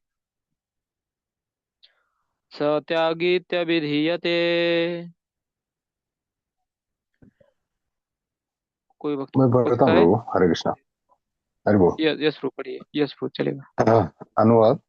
निसंदेह किसी भी देहधारी प्राणी के लिए समस्त कर्मों का परित्याग कर पाना असंभव है, लेकिन जो कर्मफल का परित्याग करता है वह वास्तव में त्यागी कहलाता है। तात्पर्य श्रील प्रभुपाद के द्वारा भगवद गीता में कहा गया है कि मनुष्य कभी भी कर्म का त्याग नहीं कर सकता। अतएव जो कृष्ण के लिए कर्म करता है और कर्म फलों को भोगता नहीं तथा जो कृष्ण को सब कुछ अर्पित करता है वही वास्तविक त्यागी है। अंतरराष्ट्रीय कृष्ण भावनामृत संघ में अनेक सदस्य है जो अपने अपने कार्यालयों, कारखानों या अन्य स्थानों में कठिन श्रम करते हैं और वो जो कुछ कमाते हैं उसे संघ को दान दे देते हैं। ऐसा महात्मा व्यक्ति वास्तव में सन्यासी है और वे संन्यास में स्थित होते हैं। यहाँ स्पष्ट रूप से बताया गया है कि कर्म फलों का परित्याग किस प्रकार और किस प्रयोजन के लिए किया जाए। हरे कृष्ण। धन्यवाद प्रभु जी। तो यहाँ पर बता रहे हैं कि जब तक हम इस संसार में हैं, हम कर्म को नहीं त्याग सकते। क्योंकि इससे तो जैसे बताते हैं, भगवान भी बताते हैं कि इससे शरीर निर्वाह भी नहीं बिना कर्म के। तो इसलिए हमें कर्म करते रहना चाहिए, लेकिन साथ ही साथ हमें थोड़ा कर्म फल से भी विरक्त होना चाहिए। वही वास्तविक त्यागी है। और यहाँ पर प्रभुपाद जी बता रहे हैं भक्तों के बारे में कि जो अलग अलग जगह कंपनी में फैक्ट्रियों में काम करते हैं, जॉब करते हैं अपना, और बहुत ही कठिन परिश्रम करते हैं, लेकिन क्या होता है जो कुछ कमाते हैं उसको मंदिर में दान दे देते हैं। तो ये ऐसा जो कर पाता है वो व्यक्ति वास्तव में सन्यासी है।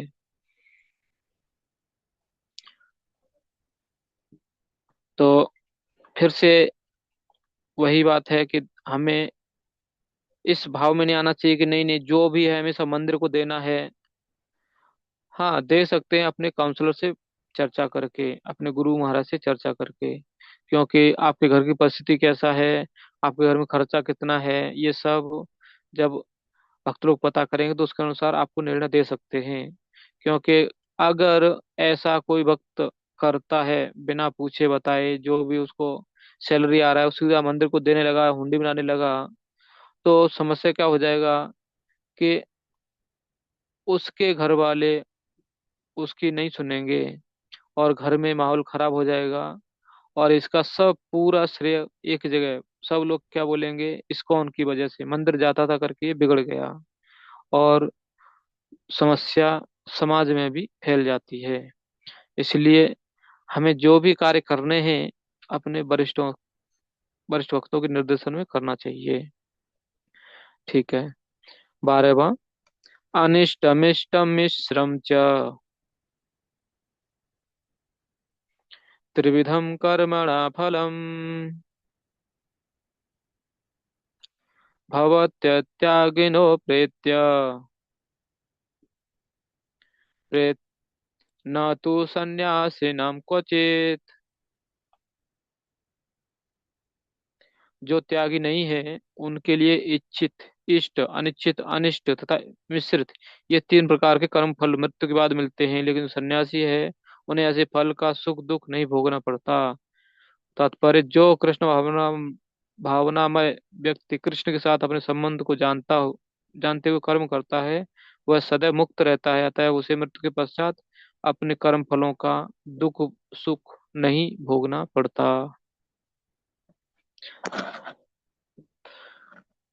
तो इसमें जो 1 से 12 तक थे ये था कर्म योग के द्वारा बंधन से मुक्ति। तो यहाँ पर बाद में भी देखेंगे जो 12वें श्लोक में भी प्रभुपाद जी बता रहे इधर कि जो अपने संबंध को कृष्ण कृष्ण के साथ जानता है, जीवेर स्वरूप है कृष्णेर नित्यदास। तो जब हम ये जानते हैं और वो जान के हम भक्ति करते हैं, भक्तों से व्यवहार ठीक से करते हैं, तो क्या होगा, वो व्यक्ति सदैव मुक्त है। और ऐसा व्यक्ति जो सबको प्रिय था या सबका हितचिंतक था, वो जो अपना शरीर छोड़ता है मृत्यु के पश्चात, उसको भी क्या कर्म फलों का दुख सुख नहीं भोगना पड़ता, क्योंकि यहाँ पर उसने भेदभाव नहीं किया था। इसलिए तो यहाँ पर मतलब भगवान बता रहे हैं कि वो कौन है, वो सन्यासी है।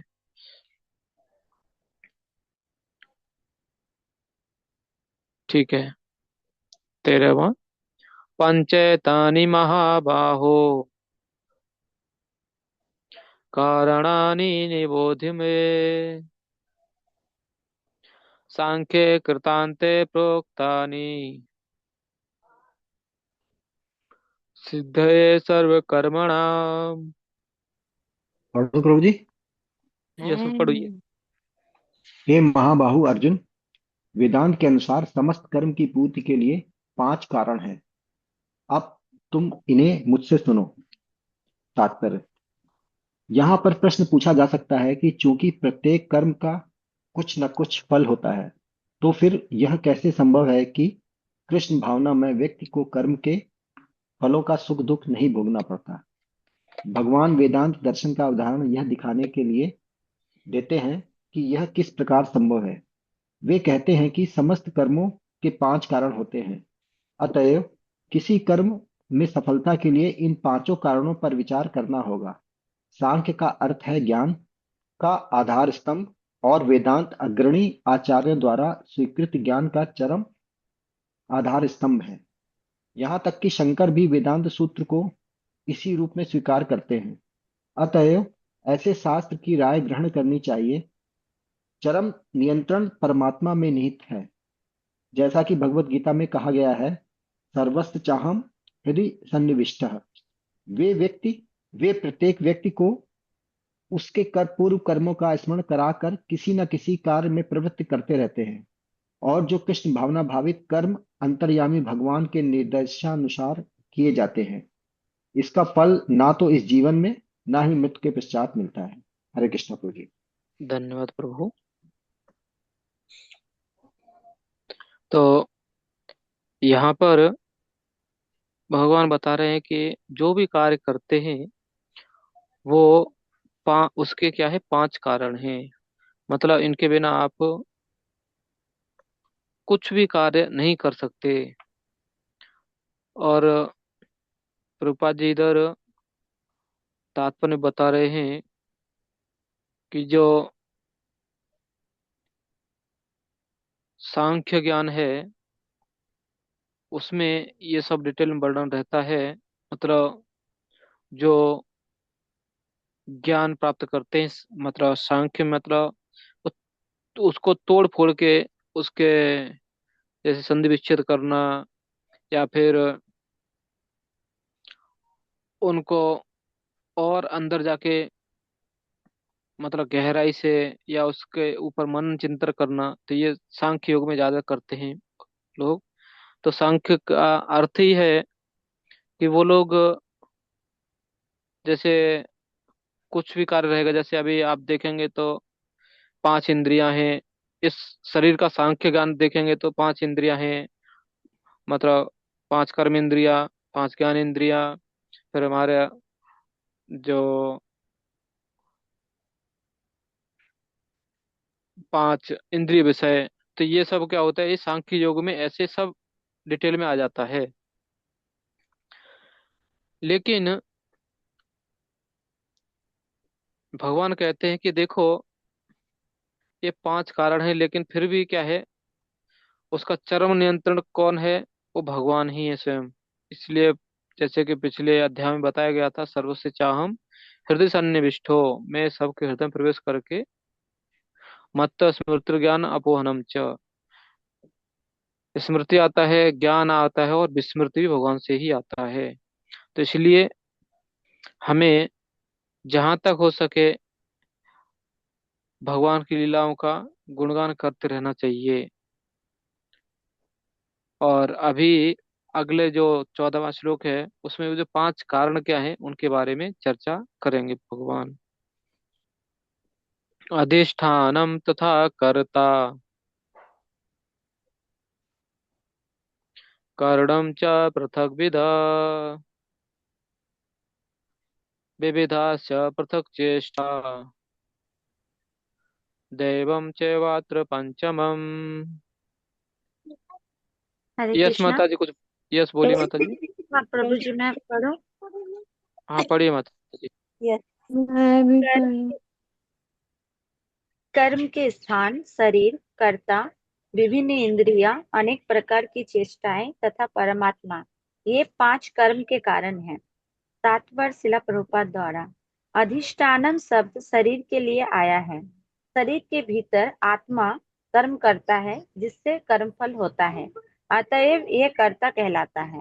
आत्मा ही ज्ञाता तथा कर्ता है, इसका उल्लेख स्तुति में है।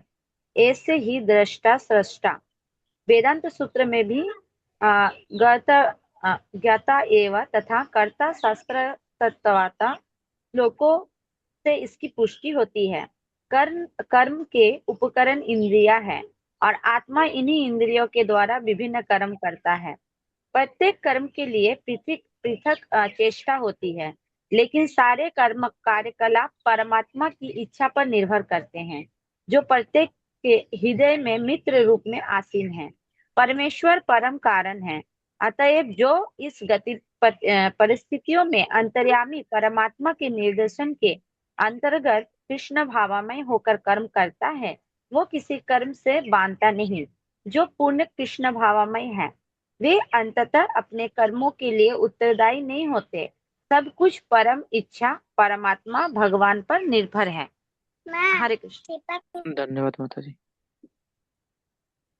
तो यहाँ पर कर्म के 5 कारण बताए गए हैं। पहला है शरीर, मतलब कर्म का स्थान। दूसरा है कर्ता, मतलब आत्मा। तीसरा है विभिन्न इंद्रियां।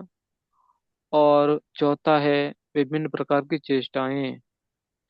और जैसे कि यहाँ पर बताया गया, पांचवा कारण कौन है? स्वयं परमात्मा। अगर वो नहीं चाहते हैं या वो बुद्धि नहीं देंगे तो जीवात्मा को समझ में नहीं आएगा करना क्या है। इसलिए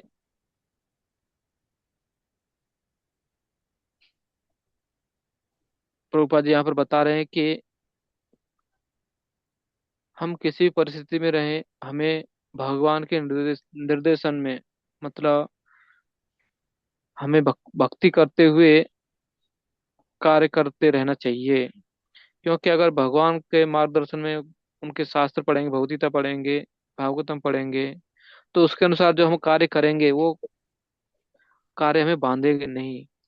और हम कृष्ण भावना में, मतलब भक्ति में आगे बढ़ते रहेंगे। और जो ऐसा नहीं करते हैं वो अपने जो कर्मों के उत्तरदायी स्वयं रहते हैं, लेकिन जो भक्त होते हैं उनका सब कुछ भगवान पर निर्भर होता है। तो इतना थोड़ा सा अभक्तों में और भक्तों में अंतर होता है। लेकिन जो ये 5 कारण हैं वो सब पर लागू होते हैं, चाहे भक्त हो या अभक्त हो।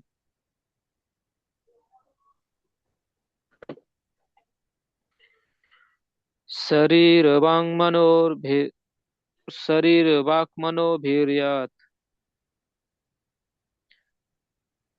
कर्म प्रारभते नर, न्यायं वा विपरीतं वा पंचैते तस्य हेतव। हरे कृष्ण प्रभु जी। यस, पढ़िए। अनुवाद तथा तात्पर्य तात्पर्य ऐसी भक्तिवेदांत स्वामी श्री प्रभुपाद द्वारा, मनुष्य अपने शरीर, मन या वाणी से जो भी उचित या अनुचित कर्म करता है वह इन 5 कारणों से फलीस्वरूप होता है।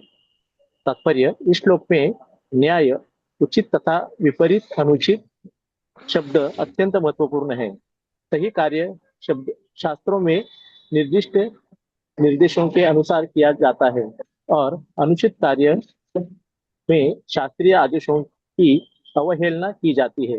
किंतु जो भी कर्म किया जाता है उसकी पूर्णता के लिए इन 5 कारणों की आवश्यकता पड़ती है। हरे कृष्ण। धन्यवाद प्रभु।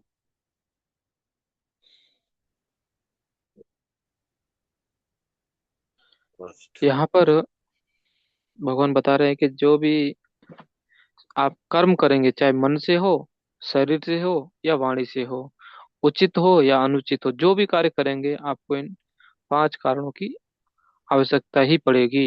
इसके बिना आप कार्य नहीं कर सकते। ठीक है, इसमें ज्यादा नहीं था, तो हम लोग आगे चलते हैं। तत्रैवं सति कर्तारम् आत्मानं केवलं तु यो पश्चात् कृतबुद्धिवान्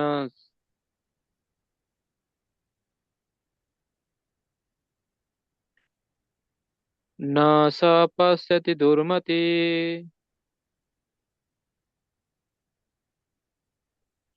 ठीक है, कोई वक्त पढ़ सकते हैं? हरे कृष्ण प्रभु, दंडवत हाँ, प्रणाम। पढ़िए पढ़िए प्रभु। अतएव जो इन 5 कारणों को न मानकर अपने आप को ही एकमात्र कर्ता मानता है वह निश्चय ही बहुत बुद्धिमान नहीं होता और वस्तुओं को सही रूप में नहीं देख सकता। तात्पर्य, मूर्ख व्यक्ति यह नहीं समझता कि परमात्मा उसके अंतर में मित्र रूप में बैठा है और उसके कर्मों का संचालन कर रहा है। यद्यपि स्थान कर्ता, चेष्टा तथा इंद्रिया इंद्रियों भौतिक कारण है, लेकिन अंतिम मुख्य कारण तो स्वयं भगवान है। अतएव मनुष्य को चाहिए कि केवल चार भौतिक कारणों को ही न देखे, अपितु परम सक्षम कारण को भी देखे। जो परमेश्वर को नहीं देखता, वह अपने आप को ही कर्ता मानता है। हरे कृष्ण। धन्यवाद प्रभु। हाँ प्रभु, व्याकुंठ सेवक प्रभु, यस। एक ये भी बोलना था हाँ। कि लगता है अभी हम इसको 2-3 वीक में पूरा कर लेंगे।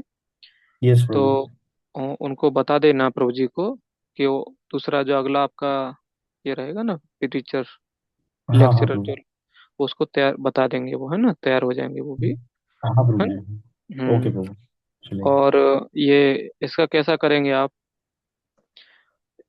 मतलब अ, एग्जाम वगैरह बीबीआरई वाले लेंगे कि हमें लेना रहेगा अ, आपका वैसे श्लोका तो टेस्ट? मतलब जो मतलब जो टीचर होता है ना, वो ही लेते हैं हमेशा। जैसे कि हम्म। अभी ये सेशन कि आप टीचर हो, तो शायद हम्म। आपको लेना पड़ेगा, आई थिंक। हरे हाँ तो उसके लिए कृष्ण, श्लोका का लेना पड़ता है। तो इस ठीक है, तो लेकिन आप लोग कब तक इसको तैयार कर सकते हैं श्लोक, क्योंकि अभी लगभग देखेंगे तो अभी आज का निकल जाएगा, जैसे आज 25 तारीख हो गया ना। हाँ। हाँ 25 को मतलब आपका जनवरी निकल जाएगा, हाँ प्रभु। फिर फरवरी अ, 1 को हम्म। हम लोग कब 31 और एक नित्य त्रयोदशी उसमें एक आ रहा है, तो उस हाँ। दिन तो नहीं रहेगा। हम्म। संडे के दिन मतलब 1 फरवरी आ रहा है, फिर दूसरा हाँ। आपका 7 और 8 फरवरी, हम्म। फिर 14 और 15। तो 14 और 15 के उसमें आप लोग पाठ करके आएंगे क्या? प्रभु, श्लोका टेस्ट मतलब सबसे एंड में ही लेते हैं हम लोग, क्योंकि थोड़ा हम्म। डिफिकल्टी होता है ना। बाकी का क्लोज बुक पहले और बाद में ओपन बुक, और फिर लास्ट में श्लोका लेके तो अच्छा रहेगा एंड में। क्योंकि फिर थोड़ा ये लास्ट वाला जो है ना, थोड़ा सा टफ है कंपेयर टू प्रीवियस वन। तो थोड़ा हाँ सा क्या? टाइम भक्तों को, हाँ, ऐसे ऐसे लेना है। हाँ प्रभु। हाँ ठीक है, तो ऐसे देख प्रिया मोहिनी लीजिए। माता जी जो है ना, प्रिया मोहिनी और श्यामा कांति माता जी, हम लोग हाँ। सब मिलकर डिसाइड करके आपको बताते हैं मतलब कब लेना चाहिए। हाँ हाँ। तो देख लेना जो भी है। हाँ प्रभु। हाँ। तो हमें लगता है कि अपना जो 18-19 ये रहेगा, हाँ प्रभु। फरवरी का जो बे, ये रहेगा, अगर उसमें कुछ बीच में नहीं आता है तो लगभग हम सोच रहे हैं कि वो हाँ। तब तक अपना हो जाना चाहिए पूरा, अच्छा है प्रभु। ना। हाँ प्रभु। हाँ ओके। ठीक है। हाँ या हम उससे लोग पहले भी डिस्कस हो करके उस। प्रभु। हाँ हाँ। प्रभु, चलेगा। हरे कृष्णा। हरे कृष्ण। प्रभु जी, हाँ यस प्रभु जी। प्रभु जी, अभी थर्ड यूनिट का एक्चुअली हमारा जितना भी 5 चैप्टर हुआ, इसका शायद क्वेश्चन आंसर नहीं हुआ है ना, ओबीए का एक भी हमारा अभी तक। नहीं हुआ, नहीं हुआ। हाँ तो इसको भी करना है प्रभु जी। तो एक्चुअली क्या होता है ना, जो टीचर हमारा क्लास लेते थे तो वही ओबीए का एक के बाद वो करवा जाते थे क्वेश्चन आंसर। तो हम्म। क्या प्रभु जी, तो हम लोगों का तो एक भी नहीं हुआ। तो इसको हम्म। कंप्लीट हो जाने के बाद क्या हम उसको कर सकते हैं, ओबीए का एटलीस्ट क्वेश्चन आंसर को पहले कंप्लीट करके देन ओबीए सीबीए का एग्जाम रख देते हैं प्रभु जी। देन सीबीए के बाद फिर हम श्लोका का रख सकते हैं। Yes yes. कई बार पड़ जाती है, नहीं समझ नहीं, सामान्यतः कैसा रहता है हाँ कि एक सेकंड, जहाँ एक तक, सेकंड प्लीज। हाँ प्रभु जी बोलिए। हाँ जहाँ तक हम लोग करते हैं तो हम लोग कैसा करते थे कि जैसे इधर क्लास चल रहे हैं तो उस समय ही ओबीए लिख लेते हैं, अगर कुछ उसमें समस्या आता है तो आप पूछ सकते हैं, उसके लिए अलग से समय मतलब अलग से क्लास में लाने की जरूरत नहीं है उसको, क्योंकि सब अपना अपना इंडिविजुअल लिखने वाले हैं उसको। नहीं नहीं, हाँ ओबीए कुछ। नहीं प्रभु जी, मैं सीबीए का बोल रही हूँ, ओबीए हाँ का नहीं बोल रही हूँ। हाँ ओबीए हाँ ओबीए तो तो टोटली अलग है। हाँ। उसको तो अपने तरीके से लिखना है। लेकिन सीबीए का क्या होता है, अभी तक जितना हुआ है, श्री गुरु प्रभु आनंद विजय प्रभु वो सब क्या करते थे, एक के बाद एक चैप्टर खत्म होता था। देन एक चैप्टर खत्म हुआ, फिर उसका सीबीए का क्वेश्चन आंसर होता था एक चैप्टर के बाद एक। तो मैं हम्म। बोल रही थी क्या हम लोग का तो ऐसा हुआ नहीं, कंटिन्यू क्लासेस हम्म। चलता गया। तो ये हम्म। क्लासेस कंप्लीट होने के बाद प्रभु जी क्या हम लोग सीबीए का क्वेश्चन आंसर आपसे कर सकते हैं? मतलब हम लोग रेडी करके लाएंगे, आपको बस हम्म। देखना है प्रभु जी कि वो सही है या नहीं है, और कुछ नहीं। रेडी हम ही लोग हाँ। करते हैं, लेकिन आपको देख लेना है, और कुछ नहीं। हाँ, तो जैसे आपको एक चैप्टर का क्वेश्चन आंसर लिखने के लिए कितना समय लगता है? प्रभु जी ज्यादा ज्यादा क्वेश्चन नहीं है, मैंने देखा अभी हाँ, लास्ट 5 इसीलिए पूछ चैप्टर रहे का हैं। हाँ। सीबीए का क्वेश्चन आंसर बहुत कम है। तो एक ही हाँ। दिन रख देते हैं प्रभु जी हम लोग, जिस दिन अभी से हम लोग स्टार्ट कर देते हैं आंसर लिखना। तो जिस वीक्स में खत्म हो रहा है हमारा, ये कंप्लीट हो रहा है, तो उसके नेक्स्ट वीक्स में हम क्वेश्चन आंसर रख देते हैं प्रभु जी देखने के लिए, क्लास एक। नहीं, कैसा कीजिए हम्म। कि अगले क्लास में पूछ लीजिए, अभी हाँ। अभी पूछ सकते हैं सबसे कि जिसने भी लिखा है, अभी तक लिख हम्म। लिया है, तो वो अगले क्लास में दिखा सकते हैं। मतलब कुछ डाउट है तो बता भी सकता हूँ। और ओके। मतलब हम अलग से नहीं चाहते, जो अच्छा। हम अपना चल रहा है उसमें आप उसको पूछेंगे तो ये हो जाएगा, क्योंकि उस समय क्या होगा कि हमारा भी अलग से शेड्यूल रहेगा और ओके। आपका भी थोड़ा अलग होगा, तो फिर मैच होना मुश्किल हो जाएगा। फिर हाँ। ठीक है और प्रभु अभी। जी, अभी तो 1 वीक का टाइम है। तो हम हाँ। फिर क्वेश्चन आंसर रेडी करते हैं, एटलीस्ट 17 चैप्टर तक। जो हम्म। जितना कर सके वो उतना करके लाएंगे। फिर हाँ। आपके साथ कैंसिल कर लेंगे प्रभु जी। हाँ, क्योंकि अभी कम से कम 2-3 वीक हैं अब हम लोग साथ में। तो हाँ दो हाँ तीन हाँ। वीक में क्या, अगर एक वीक में हम लोग 2 चैप्टर भी देख लिए, आप लिख के लेके आ गए, हाँ तो हाँ। ज्यादा नहीं जाएगा। यस प्रभु हाँ। जी। तो ये भी है। और फिर वो भी, अगर आपको कुछ डाउट है उसमें भी पूछ सकते हैं बीच में कभी भी, उसका प्रॉब्लम नहीं अपने को। हाँ। हम्म और हम्म हमारी तो क्या इच्छा थी कि अभी से अगर आप श्लोक का पाठ करते थे, हम्म। तो जैसे हमारा क्लास श्लोका एंड का होता था। एक्चुअली, श्लोका का प्रभु जी अभी मुझे पता नहीं कितना सबको दे पाएंगे नहीं पाएंगे। श्लोका का तो प्रभु जी हर बार एग्जाम, एक्चुअली हमारा क्या होता था, आनंद विजय भी प्रभु भी वैसे लिए थे। जैसे क्लास हम्म। कंप्लीट हो गया तो होने हम्म। के बाद प्रभु जी बोले थे आप लोग सीबीए का एग्जाम दे दीजिए। तो हम लोग हम्म। सीबीए का एग्जाम बीबीआरबी लोग लेते हैं, तो उन लोग से हम लोग बात करते हैं, जो कोऑर्डिनेटर हम्म। है वो बात हम्म। करेंगे। तो उस हिसाब से सीबीए का एग्जाम हो जाता है प्रभु जी। देन हम्म। हम लोग कोई एक डेट पूछकर कि कब रख सकते हैं, श्लोका का टेस्ट रख देते हैं। उसी दिन टीचर को बता देते हैं कि प्रभु जी इस दिन हम लोग देना चाहते हैं। मतलब हम्म। ज्यादा नहीं, जस्ट 1 वीक के अंदर ही। तो उस दिन वो ले लेते हैं श्लोका का टेस्ट सब किसी का। हाँ, तो जैसे भी रहे आप बता देना, क्योंकि हाँ यस उस समय हमारा कोई शेड्यूल नहीं होना चाहिए उस समय, और हाँ कुछ यस नहीं। प्रभु जी, वो तो हम्म। पहले आपको इन्फॉर्म करना ही हम्म। पड़ेगा प्रभु जी, पहले हम्म। हम लोग आपको इन्फॉर्म करेंगे हम्म। सीबीए का एग्जाम हो जाने के बाद कि ऐसा ऐसा है।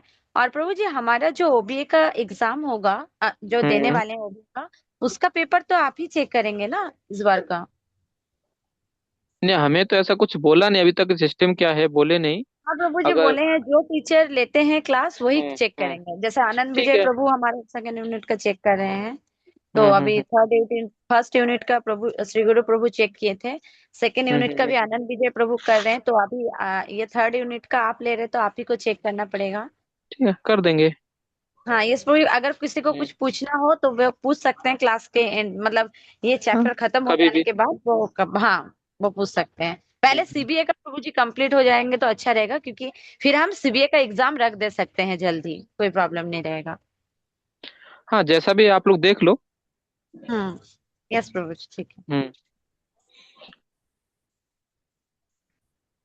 ठीक है। हाँ प्रभु तो यहाँ पर हरे यस, कोई कृष्णा। बोलना चाहता है कुछ? हाँ, हाँ बोलिए। प्रभु जी मैं ये कह रहा था ये श्लोका भैंस का ऑडियो रिकॉर्डिंग मिल सकता है क्या प्रभु जी? तो ये श्लोका बोलने में ना थोड़ा सा बैकुंठ ट्रांसलेशन सेवक थोड़ा प्रभु, सा। हरे कृष्णा। बैकुंठ सेवक प्रभु आप हाँ देने वाले थे ना ऑडियो का, बोले थे हाँ आप, माता जी। मतलब ऐसा कुछ आप किए हैं क्या रेडी ऑडियो में? मैं ना थोड़ी देर में क्लास के बाद रेडी करके भेजता हूँ सब डिटेल, हाँ हाँ पिछली हाँ बार की प्लीज तरह भेज प्रभु जी देता हूँ थोड़ा पूरा। भेज दीजिए, सब किसी को थोड़ा हेल्प हो जाएगा वो ऑडियो हाँ लेने हाँ, में। भेजता हूँ माता जी, थोड़ी देर में भेजता हूँ। हाँ ओके, ओके ग्रुप पे ओके। भेजता हूँ। ठीक है हरे कृष्णा। ठीक है, अभी हम लोग 16वां देख रहे हैं यहाँ पर श्लोक का। अगर इसमें एक बताया गया है कि जो पांचों कारणों को नहीं मानता है। वो क्या करता है, सिर्फ चार कारण ही मानता है। पांचवा कारण कौन सा है? परमेश्वर मतलब भगवान परमात्मा है, उनको नहीं मानता है तो क्या है वो, अहंकार हो जाएगा उसको। और अपने को ही कर्ता मानेगा वो। भगवान को जहां पर नहीं मानेगा तो वो झुकना नहीं चाहेगा। जैसे आजकल आप वैज्ञानिक लोगों को देखते हैं तो वो लोग क्या सोचते हैं कि करने वाले हम ही हैं सब। तो इससे क्या होता है कि बाद में वो भगवान को नहीं मानते। और जब कुछ बड़ा हो जाता है, जैसे कई बार स्पेस में कुछ भेजना चाहते हैं वो, तो उससे पहले सब लोग मिलकर प्रार्थना करते भगवान को, हे भगवान इसको ठीक से लॉन्च होने दीजिए, इसका कार्य ठीक से रहने दीजिए, क्योंकि उसमें करोड़ों लाख करोड़ों रुपए लगते हैं उसमें, अरबों। तो अगर कुछ भी ऊपर नीचे हो गया तो बस वो पूरा जो पैसा था सब पानी में चला जाता है, उसका कुछ उपयोग नहीं हो पाता है। तो लेकिन जब तक भगवान को मानते हैं, इसलिए हम लोग भी कुछ भी कार्य करते हैं, जब प्रसाद भी लेते हैं तो भगवान को कृतज्ञता व्यक्त करते हैं। क्योंकि हम अभी इस शरीर में हैं तो हमारा एक स्वभाव है, शरीर को मेंटेन करने के लिए खाना ही पड़ेगा। तो इसके लिए हम क्या करते हैं, भगवान का प्रसाद ही खाते हैं बस।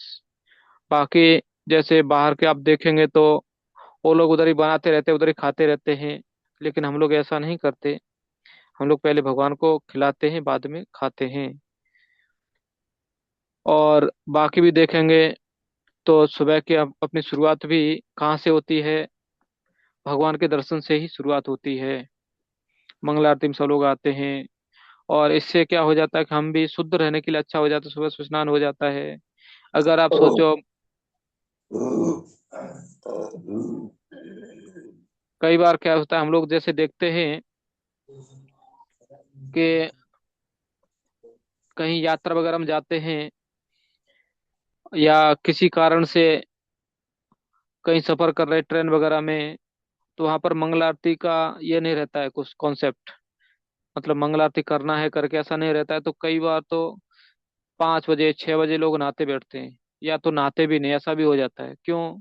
क्योंकि जब भगवान ही बीच में नहीं है तो हमारा पूरा दिनचर्या ही उथल पुथल हो जाती है। तो इसलिए हमें कभी भी भगवान को बीच में रख के ही कार्य करना चाहिए। और यहाँ पर जैसे बताया गया कि जो 5 कारण हैं उसमें परमात्मा मेन आप समझ सकते हैं, बाकी सब सहायक कारण हैं। अगर परमात्मा हमारे हमें बुद्धि नहीं देंगे क्या करना है तो हम क्या कर पाएंगे? कुछ भी नहीं, शरीर ऐसा ही पड़ा रहता है। जैसे आपने देखा होगा मृत शरीर कैसा रहता है, वो सब कुछ रहता है, हाथ पैर सब रहता है, लेकिन कुछ नहीं कर पाता है वो। ऐसे ही अगर भगवान बुद्धि नहीं देंगे तो हम क्या कर सकते हैं, करना क्या वही समझ में नहीं आता है। तो अभी आप देखेंगे कई बार रोड पर देखो, हाथ पैर सब अच्छे रहते हैं, बहुत शरीर में शक्ति भी रहती है, ये यंग भी मतलब जवान भी रहता है, लेकिन फिर भी क्योंकि उसकी बुद्धि काम नहीं करती है, इसलिए करते हुए भी कुछ नहीं कर पाता है। वो सब कुछ सुविधा है उसके पास, लेकिन उसको बुद्धि नहीं कि वो क्या करेगा। दो मतलब कुछ इधर से उठा के खाएगा, उधर से मांग के खाएगा। क्यों? क्योंकि उसको इतनी बुद्धि नहीं कि जितना हम इधर उधर लोगों से मांग के खा रहे हैं उससे ज्यादा हम क्या करेंगे, अगर मेहनत करेंगे तो उससे ज्यादा हमें मिल जाएगा खाने के लिए, हम दूसरों को खिला सकते हैं। लेकिन ये बुद्धि नहीं आती है अगर उस भगवान को हम नहीं मानते। तो अगर भगवान ने और पांचवा कारण जो परमात्मा को निकाल दिया तो बहुत बड़ी समस्या हो जाएगी, मतलब हम मृत ही हैं बस। ठीक है, 17वां। यस्य नाहंकृतो भावो बुद्धिर्यस्य न लिप्यते हत्वापि स इमान् लोकान् न हन्ति न निबध्यते। 17 ना। प्रभु जी मैं पढ़ूं। हाँ पढ़िए माता जी। जो मिथ्या अहंकार से प्रेरित नहीं है, जिसकी बुद्धि बंधी नहीं है, वह इस संसार में मनुष्यों को मारता हुआ भी नहीं मारता, न ही वह अपने कार्यों से बंधा होता है। तात्पर्य, इस श्लोक में भगवान अर्जुन को बताते हैं कि युद्ध न करने की इच्छा अहंकार से उत्पन्न होती है। अर्जुन स्वयं को कर्ता मान बैठा था, लेकिन उसने अपने भीतर तथा बाहर परमात्मा के निर्देश पर विचार नहीं किया था। यदि कोई यह न जाने कि कोई परम निर्देश भी है, तो वह कर्म क्यों करे? लेकिन जो व्यक्ति कर्म के उपकरणों को कर्ता रूप में अपने को तथा परम निर्देशक के रूप में परमेश्वर को मानता है, वह प्रत्येक कार्य को पूर्ण करने में सक्षम है। ऐसा व्यक्ति कभी मोहग्रस्त नहीं होता। जीव में व्यक्तिगत कार्यकलाप तथा उसके उत्तरदायित्व का उदय मिथ्या अहंकार से तथा ईश्वर विहीनता या कृष्ण भावनामृत के अभाव से होता है। जो व्यक्ति कृष्ण भावनामृत में परमात्मा या भगवान के आदेशानुसार कर्म करता है, वह बद्ध करता हुआ भी बद्ध नहीं करता। वह कभी ऐसे वध के फल भोगता है। जब कोई सैनिक अपने श्रेष्ठ अधिकारी सेनापति की आज्ञा से वध करता है, तो उसको दंडित नहीं किया जाता, लेकिन यदि वही सैनिक स्वेच्छा से वध कर दे, तो निश्चित रूप से न्यायालय द्वारा उसका निर्णय होता है। Thank you. प्रभु जी, एक धन्यवाद डाउट माता जी। पूछूं कि बाद में पूछूं? तो यहाँ पर हरि बोल। हाँ हाँ, बोलिए बोलिए। प्रभु जी, एक डाउट है, अभी पूछूं या बाद में पूछूं? हाँ बोलिए ना। अच्छा, मैं बोल रही थी पूछिए। कि जैसे कि पीछे बोला ना, ये कौन सा श्लोका था अपना, श्लोका नंबर 13 में, उसमें ना हम्म सेकेंड पैराग्राफ में बोल रहे हैं सर्वस्य चाहम हृदय सन्निविष्टो का अर्थ में बताया है हम्म हम्म कि जो उसके पूर्व कर्मों का स्मरण कराकर किसी न किसी कार्य में प्रवृत्त करते रहते हैं। सॉरी, वे हम्म एक व्यक्ति को मतलब भगवान सभी को पूर्व कर्मों का स्मरण कराकर किसी न किसी कार्य में प्रवृत्त करते रहते हैं। तो प्रभु जी, हम्म मुझे ऐसे था कि दो we are practicing Krishna consciousness, पर हमसे भी गलतियां तो होती है ना, तो हम्म उस हम कैसे समझे कि ये भगवान करवा रहे हैं कि हम अपनी स्व इच्छा से, मतलब जैसे कि भगवान बोलते हैं ना कि मैं करवाता हूँ सब कुछ, तो जो गलतियां हो रही है वो कौन करवा रहा है? वो भी भगवान करवा रहे हैं? तो यही मेरा डाउट था मुझे। कैसा होता है इसमें, जैसे आपने सुना हो कई बार, जो प्रभुपाद आते हैं या प्रभुपाद जी भी प्रवचन में बोलते हैं कि भगवान सब बताते हैं क्या करना है क्या नहीं करना है। अगर तो कर्म ठीक नहीं है, जो हम गलती जो बोल रहे हैं कि गलती कर देते हैं या गलती कर रहे होते हैं, तो उसमें भगवान मना भी बोलते हैं कि आप ये मत कीजिए मत कीजिए मत कीजिए। लेकिन उस समय क्या हो जाता है, हमारे अंदर रजोगुना बढ़ जाता है, हमारी इच्छाएं प्रबल होती हैं, और क्या बोलते हैं, मिथ्या अहंकार, मैं ही करता हूँ करके हम भगवान के सुनते ही नहीं उस समय, और क्या करते हैं, कुछ न कुछ कार्य गड़बड़ कर ही देते हैं। जैसे आपने कभी देखा होगा, कभी घर में फर्श पर पानी गिर जाते हैं, और उसमें कुछ बच्चे भागते हुए जाते हैं, तो आप कई बार बोलते हैं उनको कर रुको रुको रुको रुको, उधर पानी है पानी है, लेकिन वो अपनी धुन में ऐसे रहते हैं कि वो गिर ही जाते जाके। तो ऐसे ही भगवान बताते हैं कि रुको रुको रुको, लेकिन क्योंकि हम इतने स्पीड में पहले से चल रहे थे, हमारा जो कार्य करने मतलब ये हमारी जो इच्छाएं थी कि अभी बस पूरा करना ही है, तो उसमें हम भगवान की वो मतलब जो वाणी है या जो भगवान बोलना चाहते हैं हम नहीं सुनते, और उसके कारण हमें अपने ही कर्म बांध लेते हैं। जैसे कि वो जैसे बच्चा अगर वो सोता है तो रुक जाएगा तो गिरने से बच जाएगा। गिरने से बचेगा मतलब क्या है, उसको हो सकता है कि अगर गिर जाता है तो उसको दर्द भी होगा, कुछ समय तक उसको मालिश वगैरह करना पड़ेगा, हो सकता है खून निकले तो उसको डॉक्टर पास जाना पड़ेगा। तो जो नहीं चाहिए था उतने मतलब समय खाने वाला ऐसा मतलब आपको डॉक्टर पास जाना पड़ेगा। तो ये सब धन भी जाता है, समय भी जाता है। तो ऐसे ही अगर हम चाहते हैं, तो अगर भक्तों भक्त कई बार क्या होता है, भगवान बोलते हैं या भक्त बोलते हैं, ये सावधान करते हैं, लेकिन हम अगर सावधान रहते हैं तो लाभ मिलता है।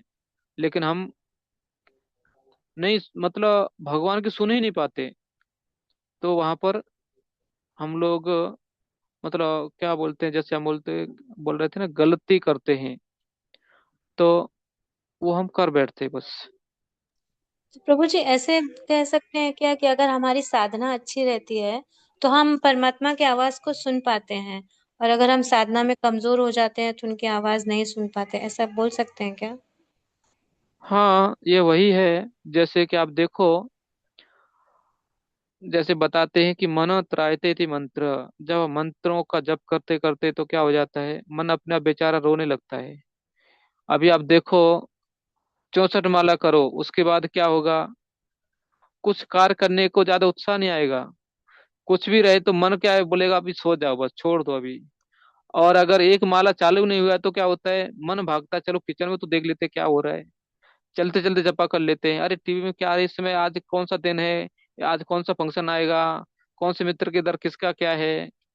लेकिन जब 64 माला हो जाता तो बेचारा मन सोचता भी छोड़ दो मैं, बस। तो इससे भी थोड़ा फर्क पड़ता है। तो ये नहीं कि हमारी साधना साधना हमारे मन को नियंत्रण करती है, और मन नियंत्रण हो जाएगा, शांत हो जाएगा, तो हम भगवान की आवाज को सुन सकते बस। अगर समझो, अभी ये वही उदाहरण फिर से लिया, अगर बच्चा घर में जा रहा है, अगर धीरे धीरे जा रहा है, तो आप बोलेंगे, तो पहले खड़ा हो जाएगा, क्या क्या बोल रहे हैं आप बताइए। तो उसको बोल दे, देखो आगे, आगे अभी भी गीला हुआ है, फर्श को पहुंचा है अभी, उधर पानी गिर गया है, ठीक से जाना, तो क्या है, साइड से निकल जाएगा वो, उसको जाना ही तो है। जस्ट 10 सेकंड उसको लग जाएगा, ज्यादा लग जाएगा। अगर वो भागते हुए जाएगा, आपकी सुनेगा नहीं, तो क्या होगा, कि हो सकता है उसको 2 घंटे या 4 घंटे भी हॉस्पिटल जाने के लिए लग सकते हैं। तो ये समय बढ़ जाता है। ठीक है माता जी। थैंक यू सो मच प्रभु जी। हरे कृष्णा।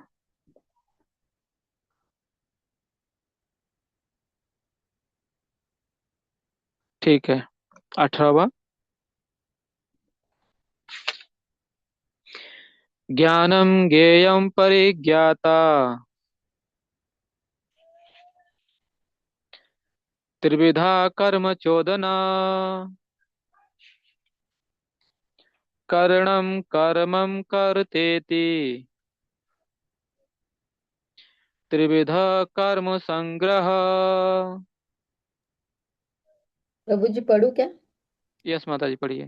तो प्रभु जी अनुवाद। हाँ, एक ये मिनट। 17 का एक्सप्लेनेशन नहीं किया। हाँ क्या? हाँ प्रभु ठीक। जी। ओह, ठीक है, ठीक है। ठीक है, अभी दोनों का ही एक साथ कर लेंगे। ठीक है माता जी, पढ़िए आप। अनुवाद। ज्ञान, ज्ञेय तथा ज्ञाता, ये तीनों कर्मों को प्रेरणा देने वाले कारण हैं। इंद्रिया, करण, कर्म तथा कर्ता, ये तीन कर्म के संगठन है। तात्पर्य, दैनिक दैनिक कार्य के लिए तीन प्रकार की प्रेरणाएं हैं: ज्ञान, ज्ञान, ज्ञेय तथा ज्ञाता। कर्म का उपकरण, करण, स्वयं कर्म तथा कर्ता, ये तीनों कर्मों के संगठन कहलाते हैं। किसी भी मनुष्य द्वारा किए गए किसी कर्म में ये ही तत्व रहते हैं। कर्म करने के पूर्व कुछ न कुछ प्रेरणा होती है। किसी भी कर्म से पहले प्राप्त होने वाला फल कर्म के सूक्ष्म रूप में वास्तविक बनता है। इसके बाद वह क्रिया का रूप धारण करता है। पहले मनुष्य को सोचने, अनुभव करने तथा इच्छा करने जैसी मनोवैज्ञानिक विधियों का सामना करना होता है, जिसे प्रेरणा कहते हैं। और यह प्रेरणा चाहे शास्त्रों से प्राप्त हो या गुरु के उपदेश से एक सी होती है। जब प्रेरणा होती है और जब कर्ता होता है, तो इंद्रियों की सहायता से, जिनमें से मन सम्मिलित है और जो समस्त इंद्रियों का केंद्र है, वास्तविक कर्म संपन्न होता है। किसी कर्म के समस्त संगठन को कर्म संग्रह कहा जाता है। धन्यवाद माता जी।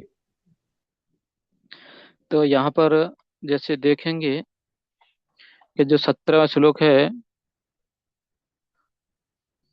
उसमें दो चीजें बताई गई हैं। एक है कि हमारे जो कार्य यदि मिथ्या अहंकार से प्रेरित होते हैं तो बुद्धि बंध जाती है, लेकिन जब हमारा मिथ्या अहंकार नहीं होता है, हम भगवान या भक्तों के द्वारा प्रेरित होते हैं, तो उस समय हमारी बुद्धि बंधी नहीं रहती है, अपने अपने ही विचारों तक सीमित नहीं होती।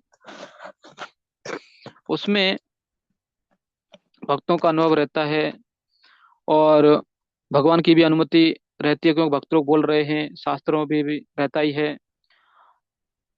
और क्योंकि हम मिथ्या अहंकार मतलब स्वयं की मनमानी नहीं कर रहे कुछ, तो ऐसे यहाँ पर बताया गया है कि जो ऐसा कार्य करता है वो मनुष्यों को मारता हुआ भी नहीं मारता है।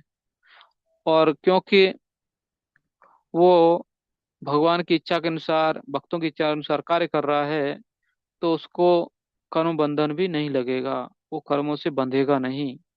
तो ये 17 में बता रहे ज्यादातर।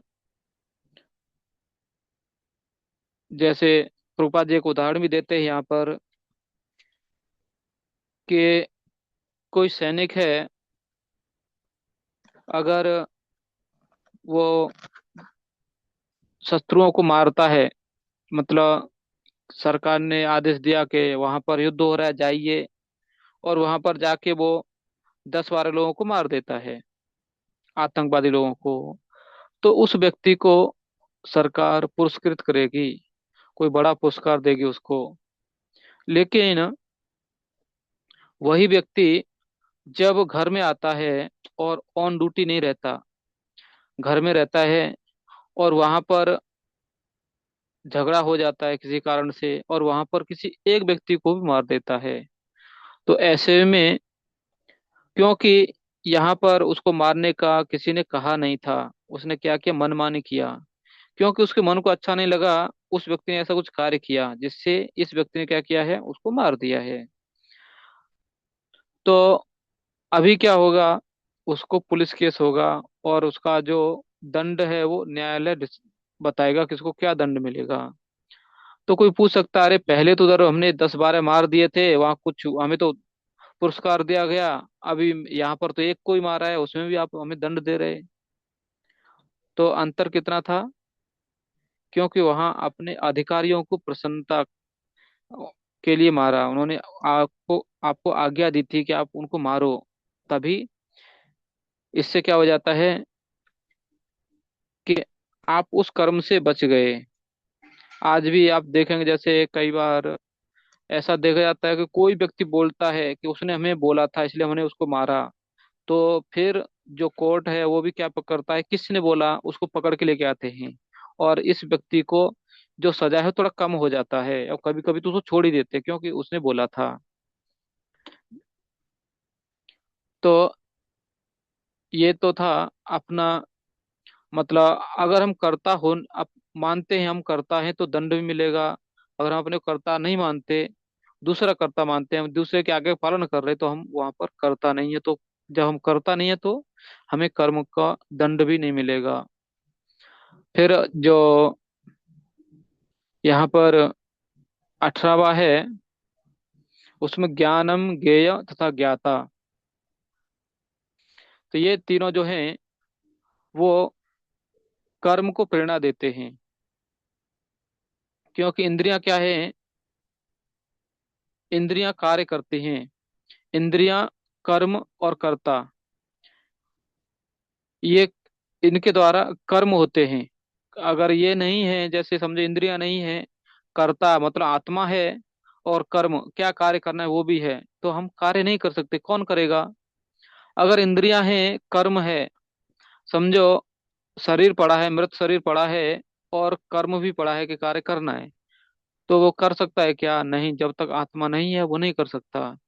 फिर इंद्रियां हैं, मतलब शरीर भी है और आत्मा भी है, मतलब स्वस्थ शरीर है, लेकिन करने के लिए कुछ कार्य नहीं है, तो भी क्या होगा, वो कुछ नहीं कर सकता, ये तीनों को ही होना चाहिए।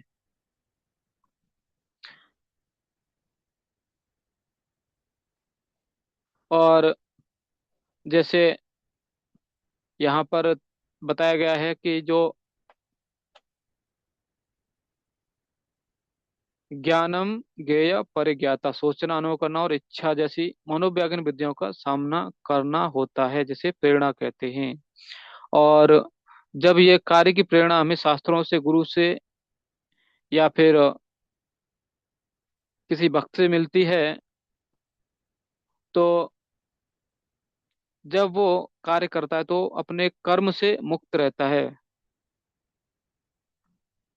लेकिन जब वो मनमानी करता है तो फिर से वही अपने कर्मों से बंध जाएगा वो। ठीक है, फिर हरे कृष्णा हरे कृष्णा, कृष्णा कृष्णा हरे हरे, हरे राम राम राम हरे हरे। ठीक है, हम लोग यहीं पर रुकते हैं, फिर इसके आगे का हम अगली बार चर्चा करेंगे। और किसी कुछ प्रश्न वगैरह है, या आप लोग अपना क्वेश्चन वगैरह करके आज उत्तर लिख के आ जाना, तो हम लोग उसमें थोड़ा चर्चा भी कर लेंगे कैसा है। ठीक है। प्रभु जी, ओबीए में भी आप ओपन बुक क्वेश्चंस पे डिस्कशन में हेल्प करेंगे ना, जो लिखना है? क्वेश्चन तो मिल हाँ गया है, थोड़ा आप हाँ उस हाँ, पे भी। ठीक है, कर देंगे। यस, तो कब थैंक कब करना है बताइए बस। एक्चुअली अगर आप बोल रहे हो कि अलग से लेक्चर नहीं ले रहे हो, तो हर क्लास में 15 मिनट हम लोग डिस्कस कर सकते हैं। अगर अलग से नहीं करना है तो, अगर किसी को लाइक क्वेश्चन आंसर्स तो सब तैयार करेंगे ही ना अभी, सब 6 चैप्टर्स के, तो वो डिस्कशन नेक्स्ट वीक आप बोल चलिए। रहे हो ना करेंगे, क्लोज बुक का। अ- हाँ, जैसा भी आप बोलेंगे। थैंक यू सो मच जी। ओके। ठीक है माता जी। हरे कृष्णा। वांछा अगर ये पूरा एक कल्पतरुभ्यश्च। सेशन में रखे हो ना, इससे प्रश्न उत्तर का। हाँ हाँ, बोलिए। मैं कह रहा हूँ जी, पूरा एक सेशन ही रख देते हैं, उसमें पूरा कंप्लीट भी हो जाएगा।